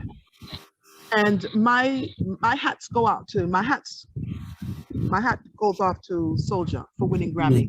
Yeah, because they're bringing back, they're keeping the authenticity of reggae back. Well, listen, I've listened to their album, and I'm being honest with you, I'm hearing the authenticity in it. Listen, they're keeping it. If let me show you something. I know a lot of people are gonna hate me, but that's okay. I'm not taking that no talk. Can't worry about that. Listen, if you going away from what is you and going and dealing with other things rather than what is yours, it's gonna get taken away by people that's interested in it. And if they're doing it better than you, then you're in trouble. Okay? You're in trouble. One of the most important things that Soldier has said is the fact that worldwide, Jamaica has gone from singing a message to losing a message. And that is, they're singing about guns and all the other explicit whatever about women that the world is not really understanding. Like I was saying, you hear the murder music, what their gun do and this and that, and bad boy this and that, and going away from the culture music, the music with the message, that Marley and those type of things. Yes. Even when he spoke of revolution, his music was still of that nature, still cultured music. Exactly. Now it's nothing against dancehall, you know. If that's what they want to do, that's what they want to do. But I've known dancehall. I've heard dancehall. From what it came from to what it is now. Wow. Some Brigadier Jerry, some John, some Big Youth, and some Daddy Uri. I know from those days. Right. And what we're hearing now, I don't comment. I'm sorry. God. Can't comment. Sorry. Oh God. And that's true dancehall. But So in light of what we've been speaking about, and you guys, Marcia and Orrahjahni, as artists within our industry, when you hear this stuff, how does that affect you?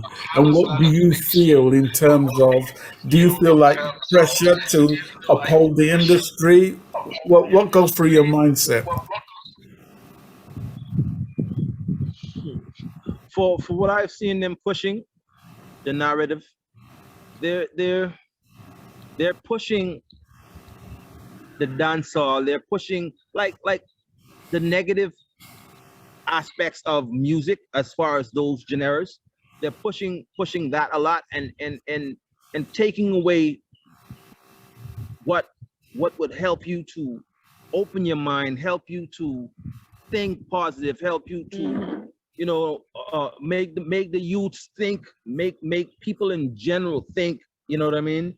They're getting rid of that conscious cultured, type stuff, and pushing the bad boy narrative, the gal skin out this, the that, the next, and trying to. I feel as if they're trying to bury culture music. Yeah. Because I don't hear no more Bushman. I don't hear no more Richie Spice. What's But, I mean, really? Yeah, but not just in reggae or dancehall or. But worldwide. But in R&B and in all of the different genres of music, if you listen, if you check it, they're like changing whole lyrical scope on it. If you've been paying attention to music like that, because from what I'm hearing, my younger days in R&B and hip hop, even hip hop and different genres of music, is changing to this. Especially for the generation now, it's changing to this. This, I call it non-music. Yeah, this funny type lyrical content where it changes the mind perception. Yes. Sharon, my good friend, what is your view on what we're talking about? Well, me have enough to say, never love to say, never love. Listen to me now. Holy, yes, man. Holy, come on, man. Listen, Johnny. My problem with the music and what's going on today, right, is the simple fact that Marcia made a key point. The dancehall music, right? Reggae, Jerry, this one, that one. Lieutenant Stitchie. Gave us, Lieutenant Stitchie. Okay. Yeah. Listen, all these people had stories about life, right? That we all resonated with. Nowadays, with the music, there is nothing left to the imagination, especially with our women, because them chat about all part of our body where they mash up and there is nothing left. Clap on. Right? I'm glad you said it. But it's the truth. There's nothing left. Ten Star and I had a in-depth conversation one time, and I said, you know what it is? There is nothing left to the imagination, because especially when it comes to a woman, right? And then the dance halls that's going on right now, these dances where man a fly off a roof and a jumped up. What is that? Yes. That is not dance hall. That's the equivalent of a rave, like the white folks do a white rave.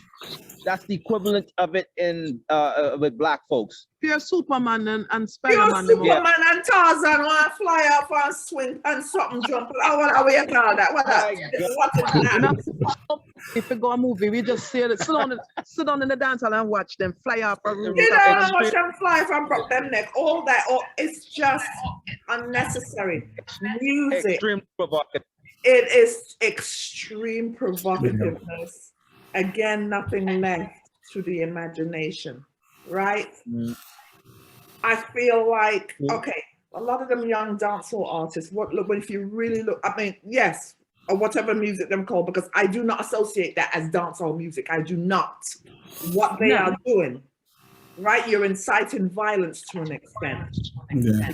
Anything that you write about anything, if you're writing about positivity, it's a subliminal message trying to reach the masses. But when you're out there and you're talking about the gun, it's a subliminal message to start up these bad man. This one run this area and that one run that area. And with this, hence what's happened to one of our greatest legends, Tabby Diamond. Right? He had nothing to do with it, but because of all the bullshit, to make me call it for what it is, because of all the bullshit. Yeah. Right? Thank you. This legend was caught in the crossfire. How do you? How? Why? Yeah. Why? Yep. Our culture, our Jamaican people are not supporting us the way that they're supposed to be. Nope. Example of what you, I'm gonna make example of what you said, Marcia. You said that the DJ said that you know, we ain't gonna play the original, you know, he's not gonna play covers, he's gonna play original music only. That's a wonderful thing. That's one. Then you got the DJs when you do come with your stuff. Boy, if you know have 100,000 can't give me, you know, me now go play it. What is that? Payola. Payola. You don't say it all. Listen, that is what is destroying us. Yeah. Then that is why a group called Soldier could come out, because the masses are watching all of that stuff, you know. And watching these things, but Soldier can pack a stadium because the people can follow them. We are not supporting each other enough. You have all of that, and then you have the gatekeepers that bad mind certain artists and won't let you in because this and that or whatever, and the nepotism, that it's just crazy. Yes, there is a lot, and we could really call some names out there, you know, because it's like as I say, it's what you know. It's not what you know. It's not how. It's not what you know. It's who you know. Yeah. Who know you. Yeah. Simple as that. Yeah. Simple as that. That they would let real talent slide. They would let real talent slide and bring in who them know. And when them come out, them have nothing to say. What you two are doing. What you are doing is timeless music, right? Just like that song 10 Star played. I'm not sure, I can't remember when it came out, but I'm just saying it may not have been ready then. It is ready now. Yes, so relevant right now. It is relevant now. Sometimes when we are charged, I say God charges you with these things and you write these songs, right? It may not come out today, it may not come out tomorrow, but it's going to drop at the right time because it is relevant. And there are a lot of artists. I do see a lot of artists, some of our good names, Ginger and Luton Fire, and all these people are trying to bring back the love. It's going to take a nation for us to take back what is ours and make it what it is. You cannot stop what you're doing. You cannot stop what you're doing. You continue. No, thank you. It's heartbreaking to know that our people are not supporting us as our people, but you have others that's supporting us outside of your country. Outside. And then country. Wow. They get upset when they talk, because I've seen concerts where I look in the crowd and I see a sea of white people. You could pick out, you could pick the black people out. Yes. And that's why my music all around the globe is mostly our white counterparts. Right, they're listening. Ours is following a whole nother trend. We're following the wrong things. Our youth is been misguided. This is one reason why I try to emphasize on the importance of buying music, even when I post, without it sounding too in people's faces. You know, sometimes I may put up a post and say, I just bought this track or bought this single of this artist. Is to encourage really the importance of playing music. We cannot be screaming and shouting that some race of people is taking our music from underneath our plate when we are the ones who's giving it away on a platinum plate. Exactly. Oh, wow. So Support really and your own. truly, we cannot scream and shout because we're not supporters of ourselves, and there is so much, for us to do in terms of sending out the right message, and for us to be able to support each other rather than fight each other. Like Sharon made Yeah. an important a statement. Is like it's like we see each other as enemies rather than really brothers and sisters trying to make a name for ourselves. We're stronger together than apart. Exactly. Anyway, Sharon, back to you. I bullied you over the mic. Myself. But you know, that's my friend. Let me tell you about my friend. Real quick. Today we coming on the show. We did not color coordinate. Look at us. We have the same. You see the same mindset. Look at us. Wow. It's the mindset. We did not color coordinate. We came up with gray because I'm thinking like that's what it is. Look at that. Right. that's what it is. A simple thing like that, very simple thing like that, is what we as Black people need. You don't have to be in the same space, but support each other. Right? We're supposed to be supporting each other. Again, you two have a mission. You have a mission, and it seems like you continuing on your mission with all the help and the background where you all started has brought you here today. Show our brothers and sisters. It's hard, but stand firm.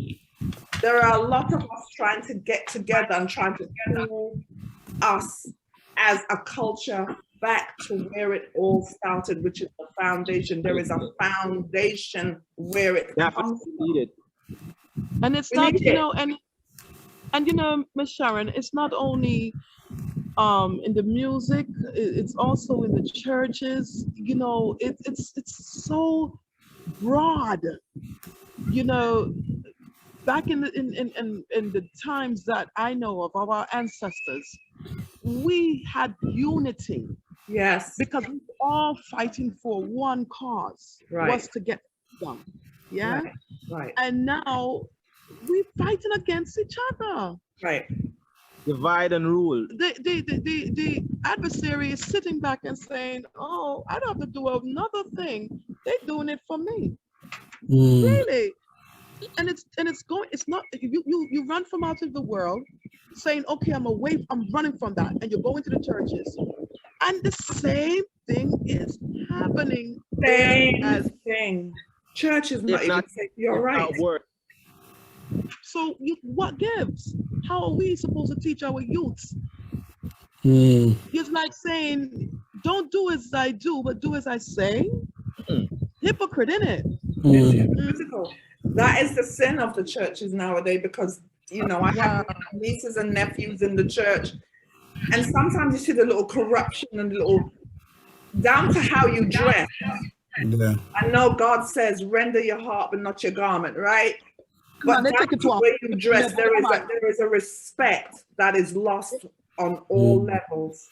Yeah. Miss Sharon, that context in the Bible has been taken out so bad. Okay, yeah, he loved me and render your heart but not your garment. But good God, man, cover it up, no? Cover it up. Why is it so tight that you can see your panty lines? Exactly. The dress is so short that the pastor can't even preach the word. Exactly. No, it's true. True talk. True talk. True talk. Right when you can see all of your morning glory. Are you serious? Exactly. We're sorry for the pastor. We're sorry for pastor. But it's true. It's like we have lost our brothers and sisters out there. I always say, that's why we are here to celebrate you both. I'm here to celebrate you, Marcia, because you're a woman and you're a Black woman. We're supposed to be uplifting our sisters. If we continue to uplift each other and pull each other out of the gutter, because just knowing how many are still oppressed, and they're listening to the rubbish music. They might listen to this and this one. I tell them we have to continue the journey with the positive music, your positive lyrics. If it was ready, if you had it last week and it wasn't ready, trust me, it's already now. What you're saying is going to be ready now. It's like we're building an army. Yes, that's right. We're building an army. We have to rebuild the structure. It is very easy for us all to give up a black army, can't even be bothered. Yeah. No, that's not the way. We have to continue the journey and continue to build each other up. Marcia, let me tell you, you is no joke. Marcia, me say, I think I'm ready for you now. Orrahjahni, I don't say about you, you know, because you're just a little too smooth for me. You see the lyrics? You see what I say? It's the simple fact that Redline, listen to, when you really listen to Redline, he has all the foundation, but them vocals, man, them vocals is murder, you kill it. And I have heard your music, you are no joke, you two are so blessed. Thank you very much. Your journey is just beginning. I mean, was going to start last week, you know, but your journey is just beginning because now people will be ready to hear what you have to say. It's coming. I commend you both. I love the connection. We need more inspirations. You two are inspirational. We need respect, much respect. And this is how we are. This is not only what clearly. We in the world we present ourselves as, oh yes, we are fine and dandy. Yes, we have our time. Yes, we have our time. We real. Yeah. But I'm gonna tell you this: when you see either one of us, you see the God image in us. You see the love. You see the respect. You see the because I respect him like he respects me. Yeah. Right. And I see with a lot of my sisters out there who are in relationships, and my goodness, them laugh and smile, everything is beautiful. And as soon as they're at the house, at each other like cat and dog. Like cat and dog, beating up one another. Yeah. And then when you hear about it on the news, you're like, oh my goodness, I never knew, sir. Right. But we gotta be real with one another. You have to be real, and that's what it is at the end of the day. That's why I commend you both, because like I said, we know that life is not perfect. Couples are not perfect. It is not perfect. But it's the respect for each other, and people will respect you. You know what I'm saying? He would go to, Orrahjahni would go to bat for you, and you would go the same for him. If it got behind closed doors and him get on your nerves, you're going to tell him about himself. And the same thing with him. Right. But that's what compromise is, and that's what makes us individuals, right? That makes us who we are. It's harder to pretend than to be real. Right. But only wear the mask. Yeah. Not true. We wear it well. Right. It's harder to pretend than to wear than to be real, because that mask. You're gonna be yourself. One of those times you're gonna slip up and show the real you. So Exactly. I'm always real. You don't have to worry about hiding anything. What one of the important things is the magic. Bob Marley talked about the natural mystics, you know. Yeah. And I see the natural mystics musically with both of you. Yeah. And you've been able to make great music together. I call it wallpaper music, where man and woman can dance together. Wallpaper. Yes, I said the right thing. Yes, that's it. You know about wallpaper music, right? Rent a child. Come on now. You know, Orrahjahni and Marcia J Ball has done some rent-a-child music. That's they call it over there. We call it wallpaper music. So I'm not gonna leave it at that. I Am Your Brethren. Talk to me about that tune, Orrahjahni. Okay, we're gonna take a drink of water for that one. Orrahjahni, give us some ice water. She needs some ice. That song that was written once again for General, the Surgeon General. Okay. He's a brethren of mine, and at one point in time, we had hit a rough patch, and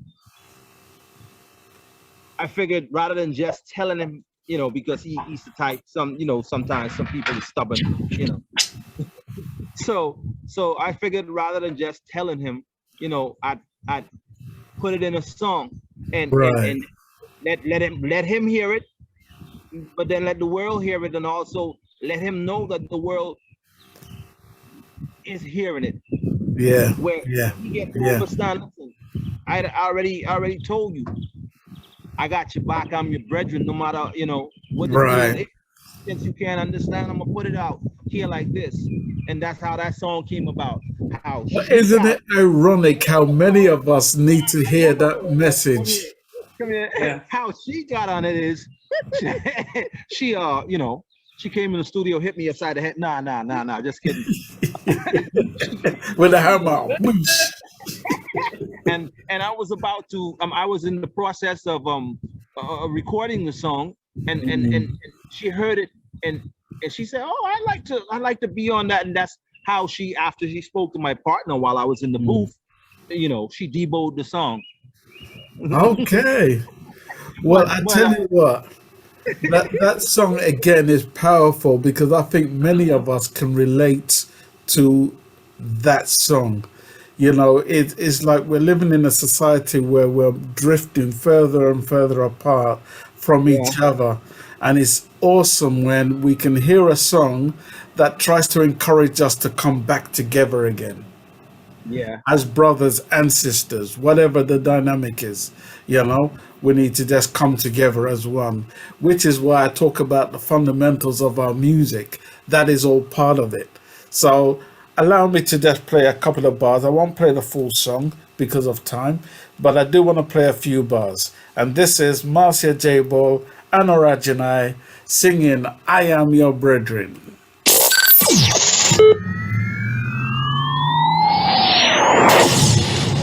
Greetings, SPRB friends and family. I'm Nana Genesis, and I fully endorse 10-star General and Sharon Mango.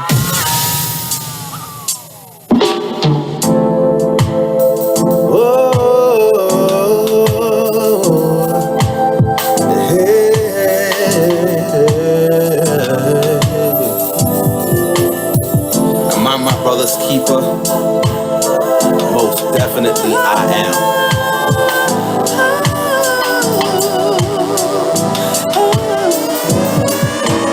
I'm your brethren if you need a hand, and you can call on me. I'll be a shoulder to lean on. Oh yes I will, yes I will. Call on me, and if I can, I will. Just put your trust in me, 'cause that's the way that it should be. With family.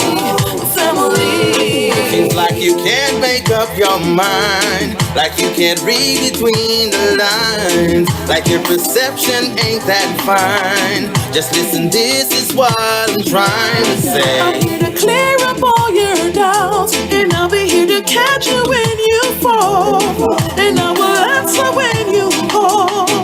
This is what I'm trying to say to you. I'm your brethren if you need a hand, and you can call on me. I'll be a shoulder to lean on. Oh yes I will, yes I will. Call on me, and if I can, I will. Just put your trust in me, 'cause that's the way that it should be. With family. I tell you, wallpaper get rub off. Rub off the wallpaper. Who is responsible? Mash up the place. Wicked. Yeah, those are the messages we need back in the music. You know, we seem to be losing, and I, for one, when I used to be on Facebook, I came off it because it's just too damn toxic, right? So there was a time when I used to say, great songwriting is diminishing. Original songwriting, you know, whether it was dancehall or love songs or you name the dynamic. You know, if it was dancehall, you heard Stitchy say some humorous thing like "Go wear your size, young girl, go wear your size," or you heard a love song saying "I love you" and blah blah blah. There was reasons for those kind of love songs, and now we're being bombarded with rubbish. That doesn't mean to say that there's not good songwriters out there, Yeah. but we're not getting to hear these great songs, right? Right. Yeah. So I come to this song and it's like refreshing because all of a sudden it's like man and woman can dance again Yes, and that me I said. Yes. and rub off the wallpaper and get Rub it off. chastised for it too. Above the wallpaper. Why? Rent a tile. So Right. this is about you know ensuring that during this interview you totally get the message of what we're saying, which is we are honoring you and thanking you for singing these songs, which is highly needed, whether people get it or not, because we know there's going to come a time when those who are listeners of the music will get to know who you guys are, Orrahjahni and Marcia J Ball. Yeah? Much respect for that. It tells me that you are years ahead of yourself. Yes. Let everybody else play catch up, but just keep the message in the music. And that me have to say. Yes, sir. Yes. I give more thanks, all of the thanks to the Most High and my ancestors still, you see. And we thank you all. We thank you both for continuing to raise the awareness. Yes, may I use your word, them 10 stars. How you mean? Raising the awareness of artists, giving us a voice. Exactly. You know, on radio. On a platform like to be able to express ourselves in this way, you know? Because without radio, you Sharon, will not be heard.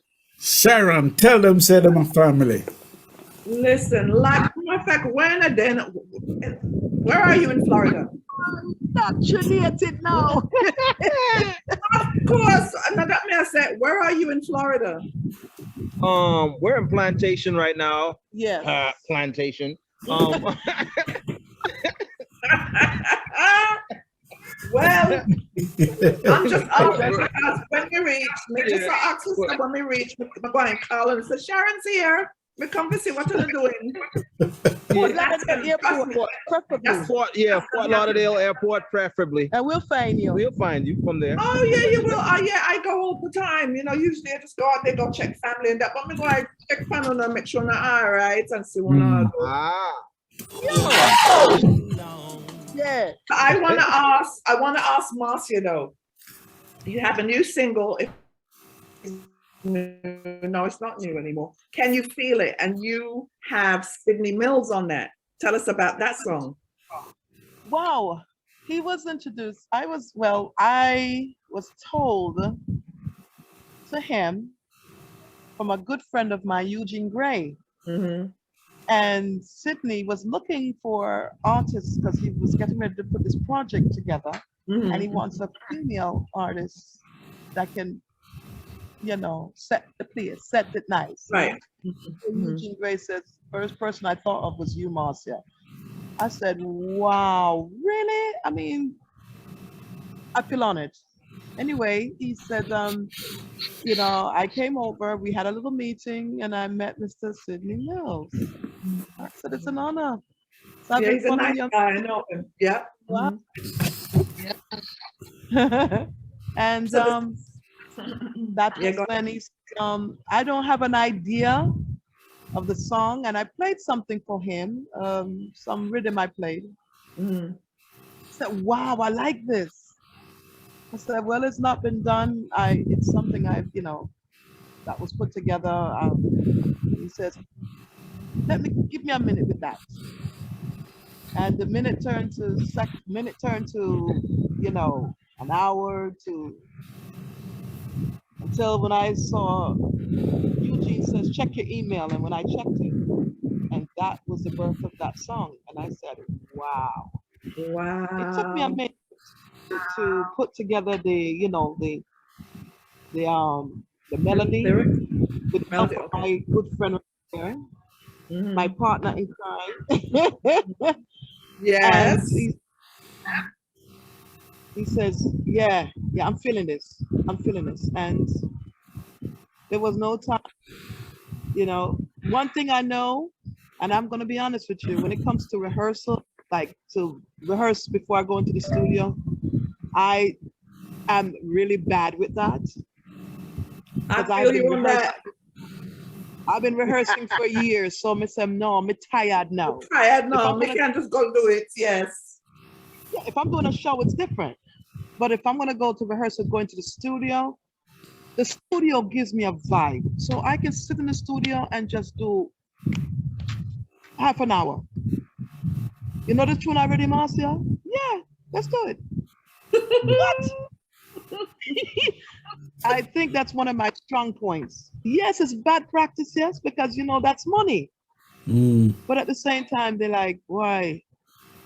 That's one thing you can't say about your sister B. And I've heard a couple of producers say, why you give you a tune and in a studio, back in the studio, I listen to the song. Okay, let's go. A couple times, just even about two solid times, just rehearsing it. And I'm ready to go. Like, wow. He tells me that too. He says, I have to be beating myself up to rehearse for going to the studio, and you just know it like that. You need to rehearse. And I'm like, I said, leave me alone. You have, yes, listen, but your journey has propelled you to that. It has prepared you to always be ready. Sharon, I'm gonna call you next time when me and him get into it. Yeah. I'm gonna say, yes. See, listen to her. She's talking something. Hear this. You gotta rehearse. Listen. Everything has prepared you for that. You've been ready. And some people is just like that, they'll be like, nah, you need to rehearse. No, I'm ready. I know people like that, and I'm like, wow, yes. Yeah. You're one of them. Till I catch you slipping. Listen. He's always gonna say that because he is by the book. You know what I'm saying? Orrahjahni is by the book and not play with nothing. Right. Exactly. So the track you were talking about, Sharon, was close to you, right? No, it was. I think it's Can You Feel It? Oh, that one was released last year. The Close newest to you. one. The newest one I have. I don't know if did 10 Star tell you or it was a secret. He was trying to keep it all to himself. No, me tell her. Me send it to her. I'm about to say, man, tell me everything, I'm my friend and tell me everything. Tell me everything. Sure, Them can't hide nothing from me, Close to You is the newest one that I sent to her. Close to You. Yes, right. He did. Is that released yet? It's gonna be released between before the end of next month. Okay. So we're not allowed to play it, right? Yes, we can't play it then. Huh? What on with it? 10 Star, bang it out. No, she said we can't. She said we can't play it. Oh, we can't. Oh, you can. I've got the authorization. Me was listening. You know, I hear what she has said. Let me get the hearing aid for you. What did you hear? What did you hear? Me here, she said, yes, you can release. Me said, give All them a right, that's all I need to know. everybody hearing it. Yes, go on with it. Sharon Mango said I can play it. Yeah, play it. Play it a bit, let them hear it. Anyway, let's You play sure? that song. It's a brand new song called "Close to You," right? Who Yeah. was that produced by? Who are the players of instruments, and then I'll play it. Okay. We have a good friend of ours named Venomous, and he is the one that he put it together. And as a matter of fact, it came to me in a dream. I gotta say, it came to me in a dream. You know, it's a song that I really love from the Carpenters. Okay. Aaron Oh, yes, yes, And, yes, sister. yes. And I woke up that morning and I said to Rajana, I said, you know, maybe this one close to you. I'm thinking, and I started to hum the tune. I said, "La, da, da, da, da, da, da." And he says, really, you want to do that one? He had another tune in mind, but I said, this one come to me in a, you know, I'm very sensitive to the spirit. Yes, And yes. when I want to hear the inner thought, when I hear the Lord speaking to me, I said, do that. I'm doing it. I'm going to follow the Yeah. spirit. I said, let me Yeah, go ahead. yeah. I gave it to Venomous, good friend of ours. And he put that tune together. That's all I said. Beautiful. Yeah. Oh, run the track, run the tune, and start. Run Listen it. to me and fair. Greetings, my peeps. This is the original Brown Sugar, aka Shezzy. Tune in to the live conversation show with 10-Star General and Sharon Mango.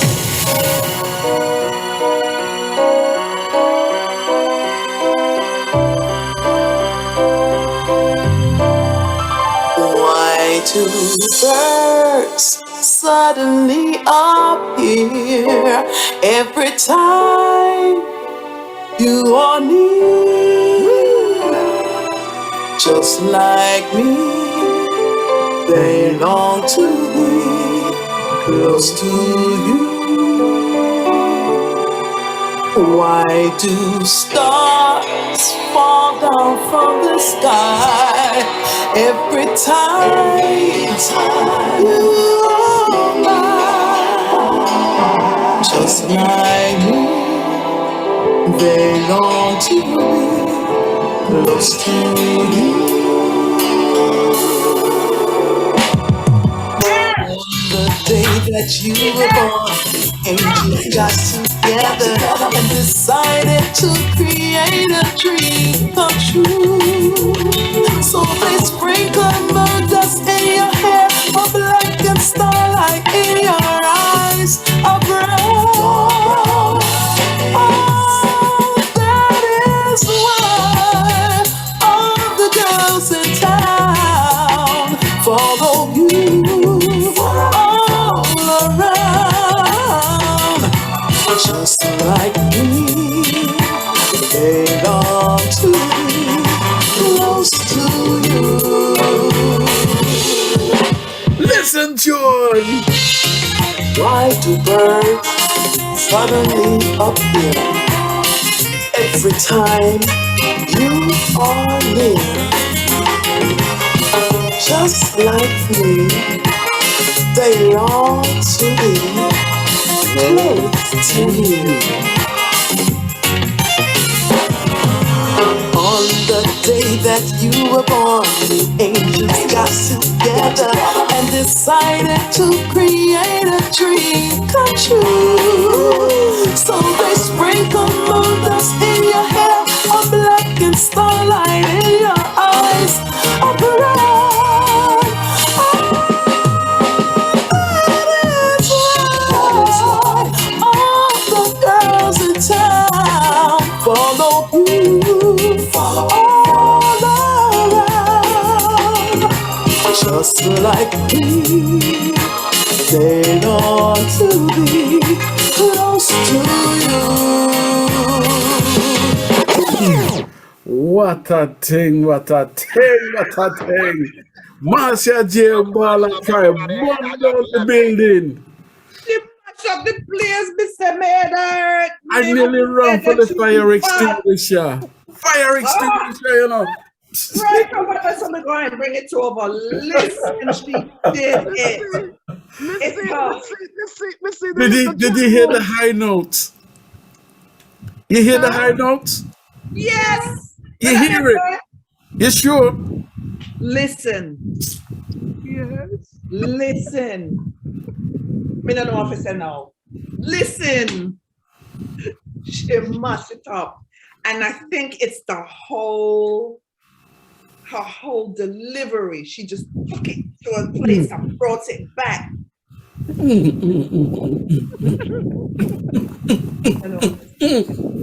She mashed it up. Now, if you did that to me, I'm a female. Imagine what you're going to do to everybody else. Imagine. Oh, Lord of mercy. Don't open that can of worms. Do not open that can of worms. Imagine.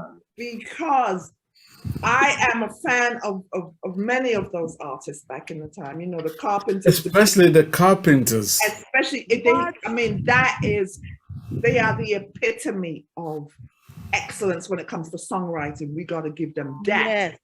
Yes. It's their songwriting skills, you know what I'm saying? And I know a lot of people have covered the song, or many of the other songs. You're just murder this one, yeah. The murder this song. And that song, that song for me was one of my favorites. I am 100%. I have their whole collection of the Carpenters. I think they did that on Top of the Pops, didn't they? Yes. Yeah. They did. Yeah. They had some classics, but it was the epitome of excellent, amazing songwriting, which you should clearly have. Yes, this was a cover, but it's that. Yeah.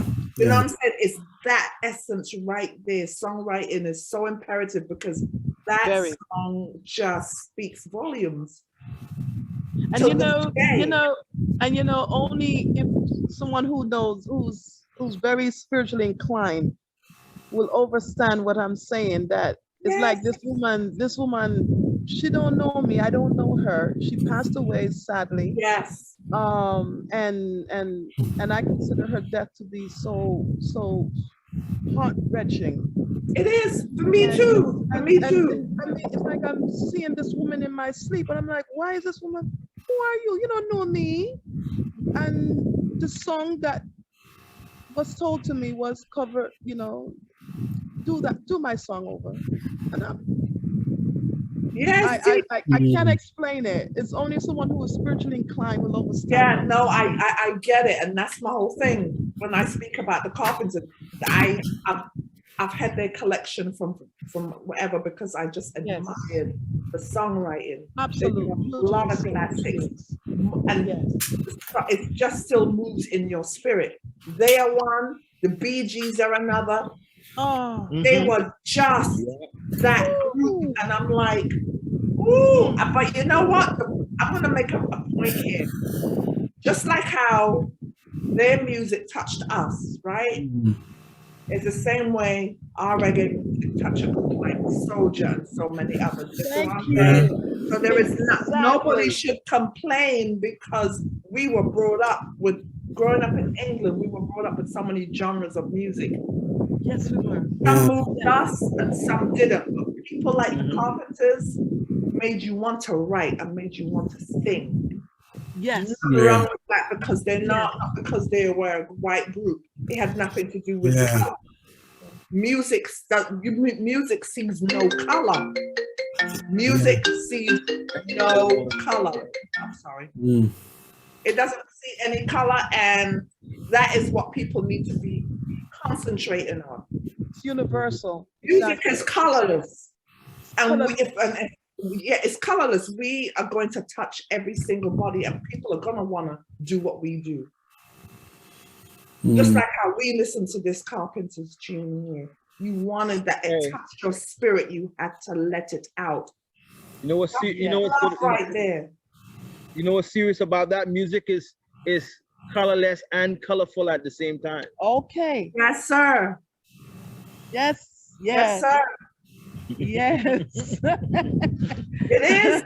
Yeah. And that's the true nature of the God spirit, right? We are all Universal. one. It is. That is Universal the language. true, it is music is a universal language, which is Mhm. why it is imperative to always speak proper, always put proper music out there, always write the proper music, because we're all interconnected, whether we choose to believe that or not. Yeah. But one of the most important aspects, I think, on the radios, I think we need to learn how to play these kind of musics, and I think again it goes back to knowing the history of our music, the historical aspect of our music, where it stemmed from, and once you understand the root of the music, you'll understand. Whenever you hear a particular tribe kind of song, you'd know where to place it amongst your playlist. Right. And I think that is also one of the dangers of not hearing these kind of songs regularly on the radio. Yeah. Yes. Yes. Yes. Wow. Well, I want to come to Arajani because he's got a brand new song. It's called Flowers. And then we're going to wind up this show.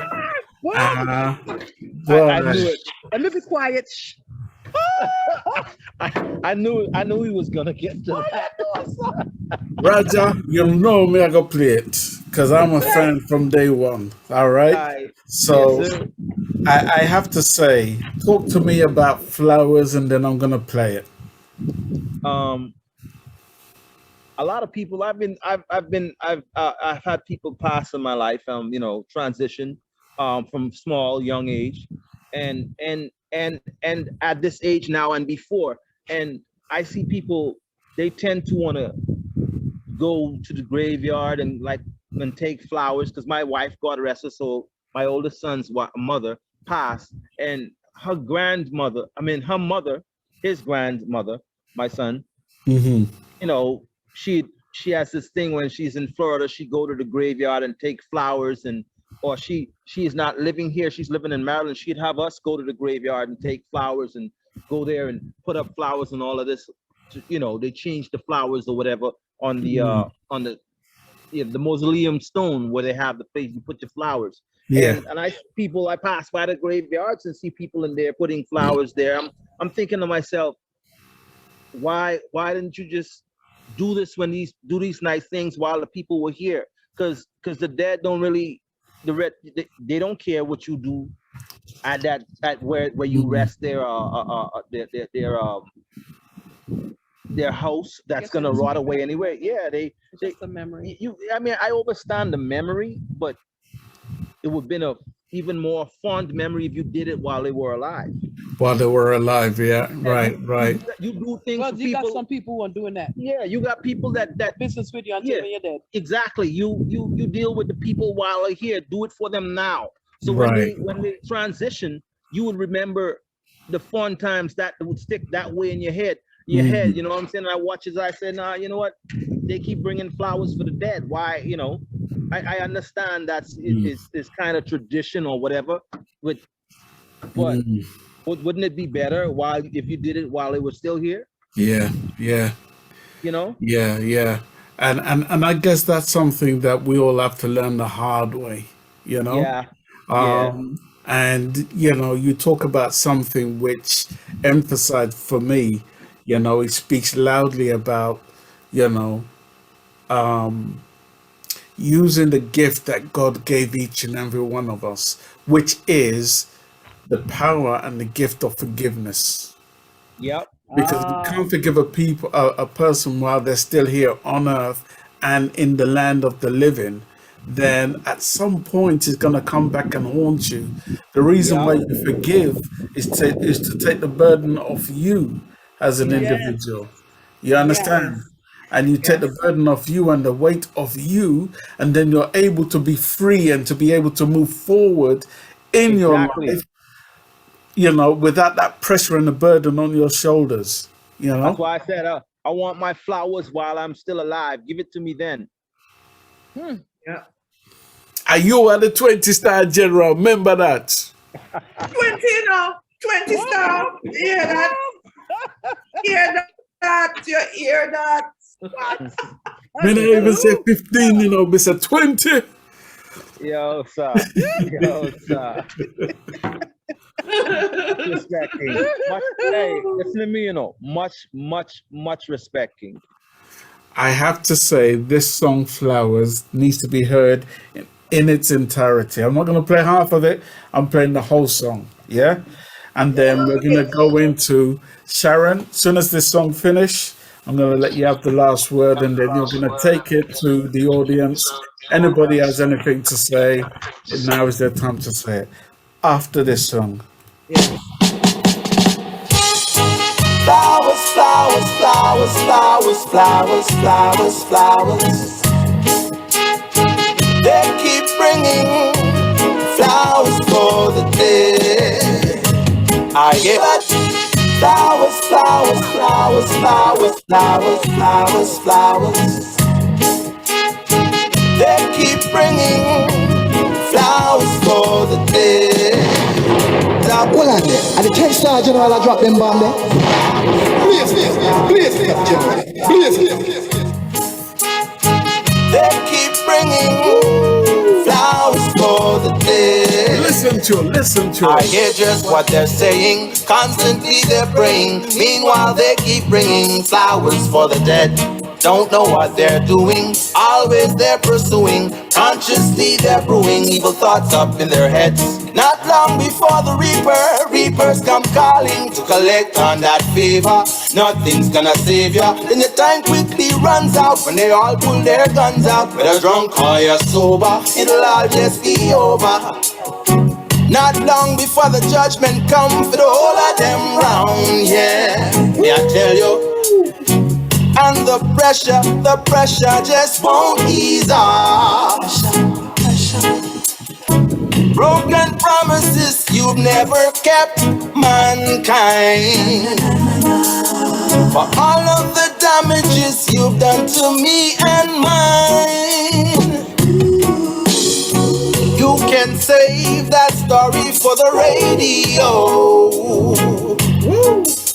Cause there just ain't nothing you can come and tell me now.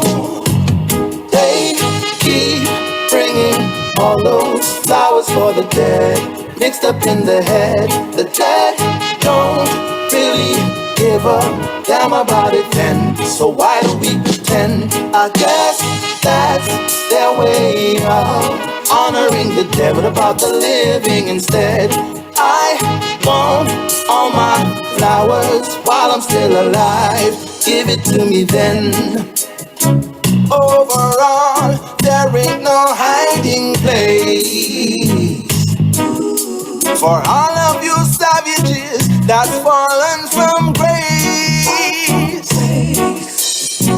Truly, this is the final phase for the rule of the slave masters, but them call it end of days. Show more affection towards the living, to the people while they're still alive. Show more affection towards the living. Give while the giving would be worth the while. Pay close attention to those you love and to the ones you say you love right now. Pay close attention to those you love and got to cherish them while they're still alive. Oh my days. Well, Elio. Days. Oh no, I hit a hot tart. Oh. head hurt, missy, my head hurt. You need a Advil. My head hurt, me no, me need more music. Me need As You Bob know Marley what? said, think about the players for everything. as Bob Marley said, music hit you, but you feel Feel no pain. Now that me say, Orrahjahni, you did it, brother. We have to give him his flowers. Sharon, give him his flowers right now. Let me hear. Listen to me, my brother, because you's my brother now, you know. We connected, my brother and my sister. Listen, I need you to keep doing what you're doing. You see, your vocals, bruh. It's the vocals. It is a velvet. You don't know about velvet, don't touch velvet. I know that. Velvet. For real. Velvet. Respect. God bless Respect. you. God Thank you. bless both Thank of you. you. God Thank you. bless you. Your vocals are on point, man. Thanks, Mama. Thank The you. music speaks volumes because unfortunately we have been losing too many of our people in the industry. And we can only talk about them more after they're dead, right? The good works Yeah. they're doing, they should have been recognized a long time ago. Some of them dead and gone and don't know the value they were to us in our lives, right? It is a shame to say that is why 10 Star and I do what we do. You need to be recognized now. No day's promised to anyone. We don't know what's going to happen. Exactly. Right? We live in the present, so we give you your flowers. I am so excited for what you two have coming because I'm going to start trouble now. Troubles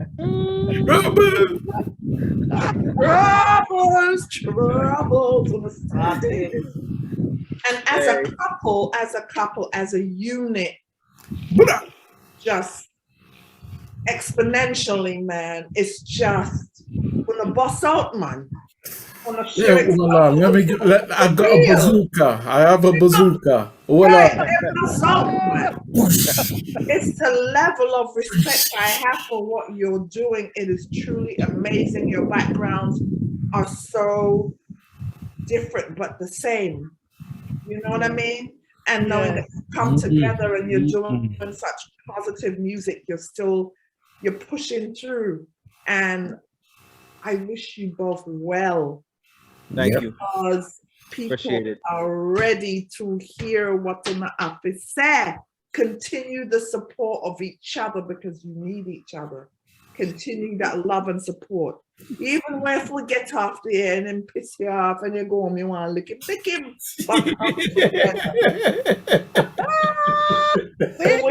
what I'm going to tell you. Give the love.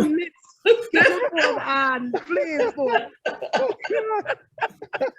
real. I take up team all the time, so that's how you. Oh, you heard that? I see it. Look, I see it. I see it.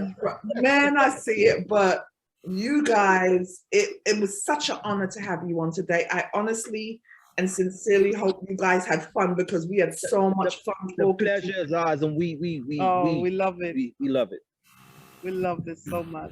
God bless you, no. Me proud, I don't know. Me proud, I don't know. Now, before we throw the questions to the audience, which is what Sharon's going to take control of,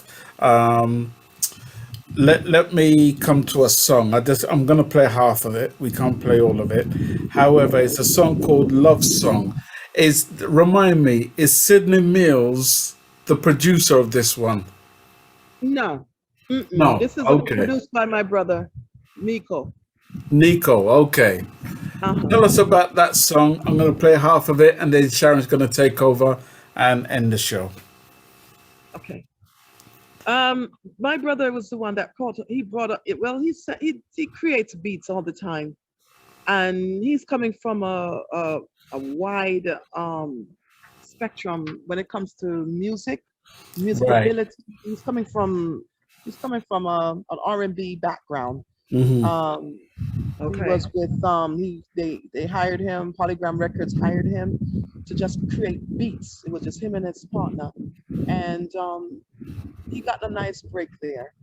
Mm-hmm. And he had to tug along his little sister to bring me along with it. But he sent that beat to us. As a matter of fact, he sent it to me, and he said, "Marcia." When he sent me a beat, he always, "Marcia, check your email. That's how he does it. Check your email.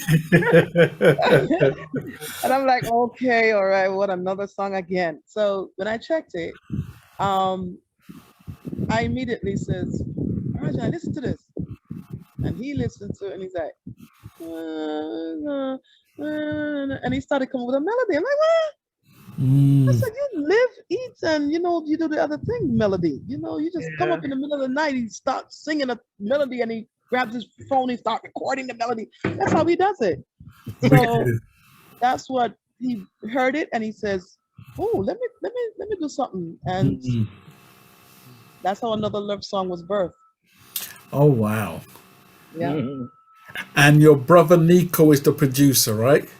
Yes. Okay, And, we pick up Nico. Yes. Miko. M-E-C-O. Oh, Miko. Miko. Okay. Miko. Okay. Miko. All right. So bless up Miko anywhere he is. Bless up yourself. We're going to play half of that song. Take a listen. Greetings, one and all. This is Lloyd Brown giving full endorsement to Stuck in Promotion, Raya Blend Radio. the station with integrity, the station with a difference. Remember me tell you, Lloyd Brown says so. Full endorsement. Stuck in Promotion, Raya Blend Radio. We now stop till we drop. Saying, bless. La la la la la la la la la la la la la. I love the way it feels. It's almost like a dream. If the winds would up and take me to where it all begins. I'm so caught up in another love song, praying that it never goes wrong, floating on a melody of what it really feels to be loved. Moments of emotion shared by two who really, really care. I'm caught up in the rapture of you, and I don't wanna let go. Your love is my resource, my constant comfort zone, and I come to you whenever I'm feeling alone. You never let me down. You always lift my spirit. So grateful that you're with me. I'm thankful that you I'm so caught up in another love song, praying that it never goes wrong, floating on a melody of what it really feels to be.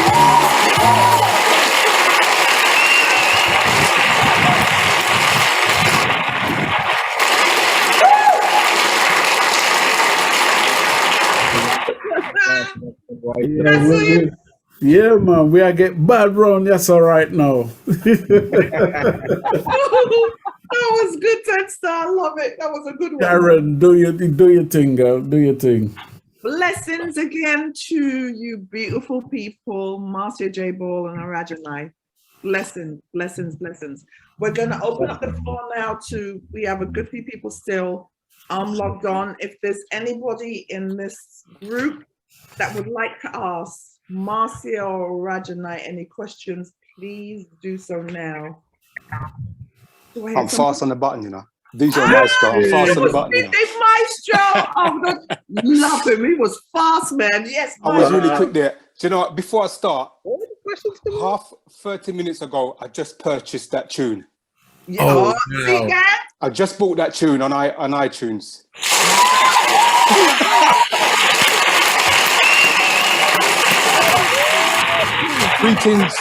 Greetings and blessings. 10 Star, my brother, Sharon Mango, Sharon Bentley, Rankin and Beverly Notes, Marcia and Reggae. Am I saying this right? Orrahjahni. Is that correct? Yes. Right. Blessings and greetings to you. Your musical journey. I've been in and out of the screen, but I've been listening to you, and your musical journey is. I'm always fascinated by an artist's musical journey. So blessings to you both, my man. I'm saying, Marcia, I've heard a lot of Marcia's tunes. Don't get me wrong, but I haven't heard of you before, my friend. But big respects to you. You're bad, Russ. You're a bad man. You're a bad man for the lyrics, man. the lyrics are flowing. Much respect. Really, really, really. Anyway, I don't want to keep it too long. The question is for both of you, really. I'm a big fan of, like I said, I like to know about the influences. So to the both of you, Marcia first, if you like, who was your influence from the time you started making music? Was it, your parent or, another musician or, someone from school? It's just a general question that I like to ask, because I don't know if it's been asked, from 10 Star or Sharon in the show. So that is my question. Who was your biggest influence in both of your lives in the music, from the music industry? Thank you, and take care. Okay, thank you. Well, my mother is my biggest influence. She's the one that started me on this career. From the band to, putting my outfits together, and my mother, she's been the number one all the way. Yes, okay, thank you. You're welcome. Thank you. The mothers have the power, I've always said that the mothers have the power. You know it, man. You know it. Yes. Okay. And then my dad, of course, but my mom. Of course, yeah, but for me, for me, for me, it's. I mean, I'm a father as well, but for me, the mother is the forefront. Is always for me at the front of the family. You know what I mean? Regardless. But anyway, Pops comes afterwards, isn't it? Okay, thank you. And DJ Maestro, tell them who you are and what you do, and tell them where they can find you, please. Yeah, I have to. Oh, okay. Before I let the gentleman speak, I don't want to interrupt it. Yes, I'm a DJ. I'm an old school DJ. I do some of the artists that you did mention earlier on, Darrell Wilson and all, Gregory, Sugar. That's my forte. I'm showing my age here, but I'm a DJ on Lovers Rock Radio. So I'm on each and every Friday from 3 p.m. UK time. So if anybody wants to listen in, they're more than welcome. Anyway, thank you. 10 Star. Thank you, man. Yeah. And who are your influences, Orrahjahni? Yes. Bob Marley. That's when it comes to reggae. I would say I had Stevie Wonder. Okay. I had a few different.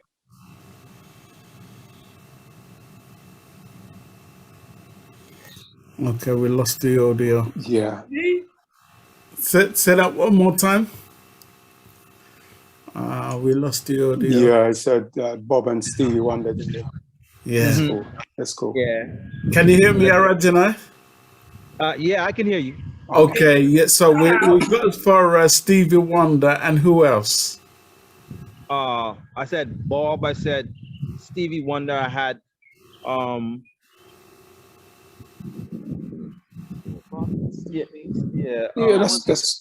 that's cool. That's cool. Yeah. Okay. Stevie Wonder and Bob. Two icons there, just alone. Right. Yeah. Different fields, but that's different music. I never had any one particular music. I just love music. Yeah. It wasn't any one particular genre, because I like I said, as a youth, I used to listen to the radio. I used to listen to music, reggae music in the club that I could hear in the distance at night when I'm supposed to be going to school. So I just love music, Right.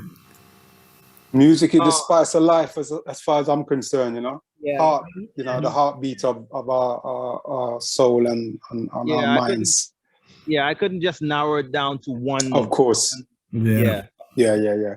Thank you and blessings, and to the both of you. Keep on soaring, keep on reaching those heights.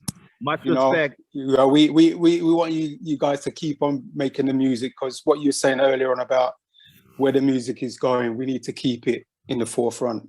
You know, so take care and blessings to you both. Strength.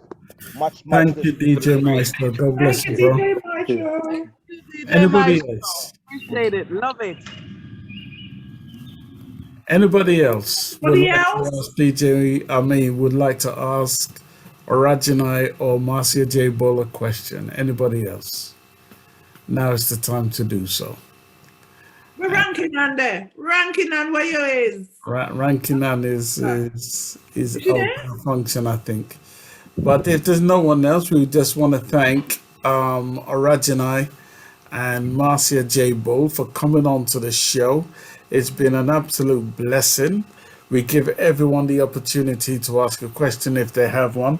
Now that the questioning, as we see it, is over, we just like to continue to encourage you both to just keep on moving forward, never backward, because what you're doing is working. It's just for the rest of the world to play catch up. Yes. All right. Sometimes we find ourselves ahead of ourselves, you know what I mean? And that's not necessarily a bad thing. Let the rest of the world catch up, because sooner or later they say, boy, we have a brand new tune called Flowers. Sorry, I did that tune 10 years ago. Oh, thank you. Much respect. Much respect. Salute, sir. Anything you would like to say to anybody before we leave? You have the last word. Every day you resurrect. See the sunrise and everything's working on you, you know, physically, mentally. Give thanks, because no man know the time or day, you know. Right. Thanks and live good. Yeah. Right. Live good, man, because you never know, especially with the way things are shaping up to be right now with the systematic thing around the world, you know. True. Well, we wish, Marcia, anything you want to say to your fan base? Oh, it was lovely. I love it. I just want to say, you know, just everyone all I can say is what happened during the time of the COVID gave us a time to reflect. Yeah. And to yes, we were on shutdown, we were locked down, we were taken away from what we usually do, but you cannot stay in one place and stay comfortable. You got to get uncomfortable, and that's when you make a difference. Right. And as I say, one man is not an island. Absolutely. So don't never. No man is an island. Don't never ever let down your guard, though. Stay focused. Stay. Don't You know, you ever let down your guard? No. Oh, the lyrics them Sing, you know.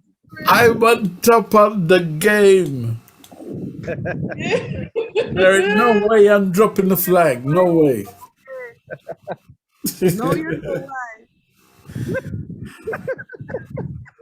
Sharon Mango, what you have to say?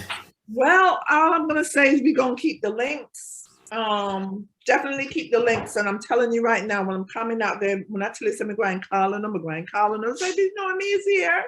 You wanna know me is here? Yes, please.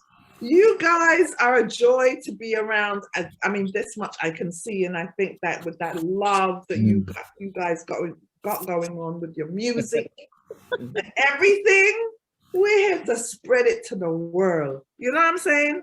So God bless and again, keep up the good works. You guys are doing amazing.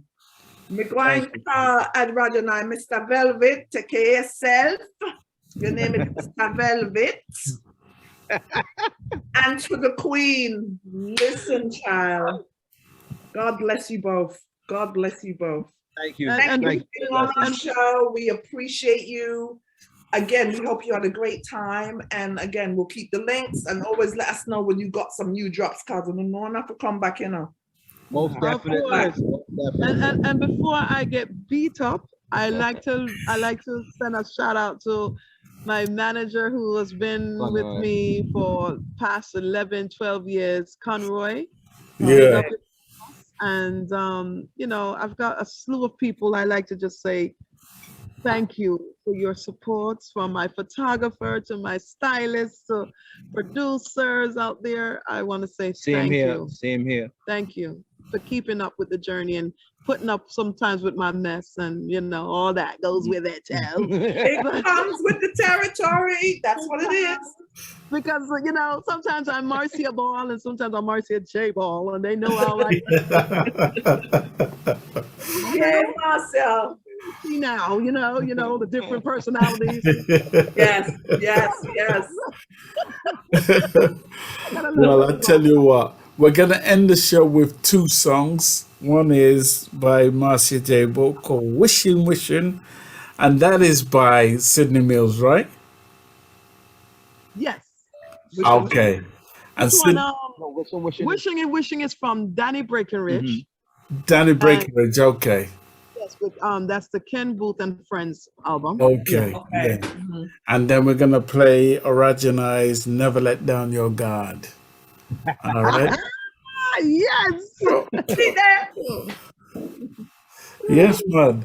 So we want to thank who we got to thank for listening in. Sharon, who's left in the building? Sharon Bentley, first and foremost, my love.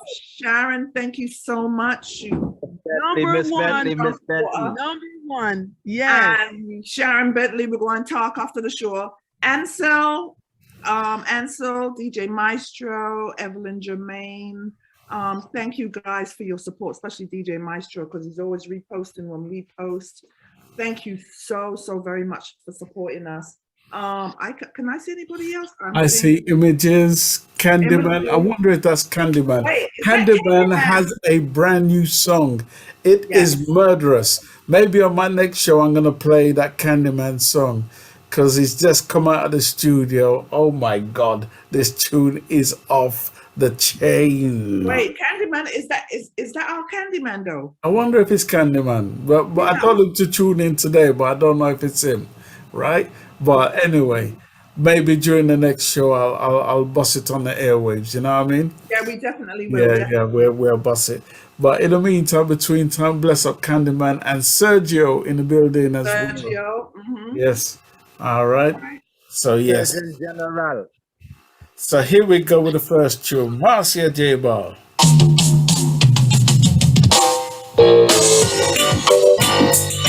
Oh, I'm wishing, I am wishing.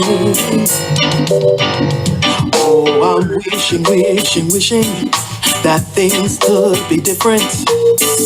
Or soon my things will be missing. Ain't got a cent, can't find no work. Though I tried so very hard, God knows it hurts. Just can't find a job. I can't pay my rent, bills are overdue. No matter what hurt. Oh my God, that tune is off the chain.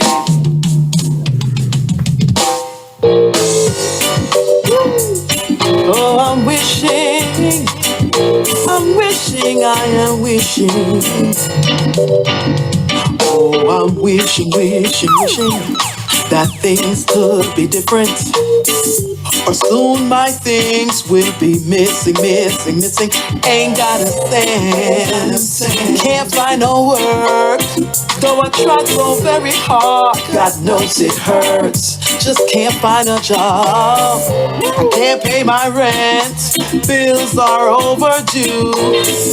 No matter what happens, got to push on through.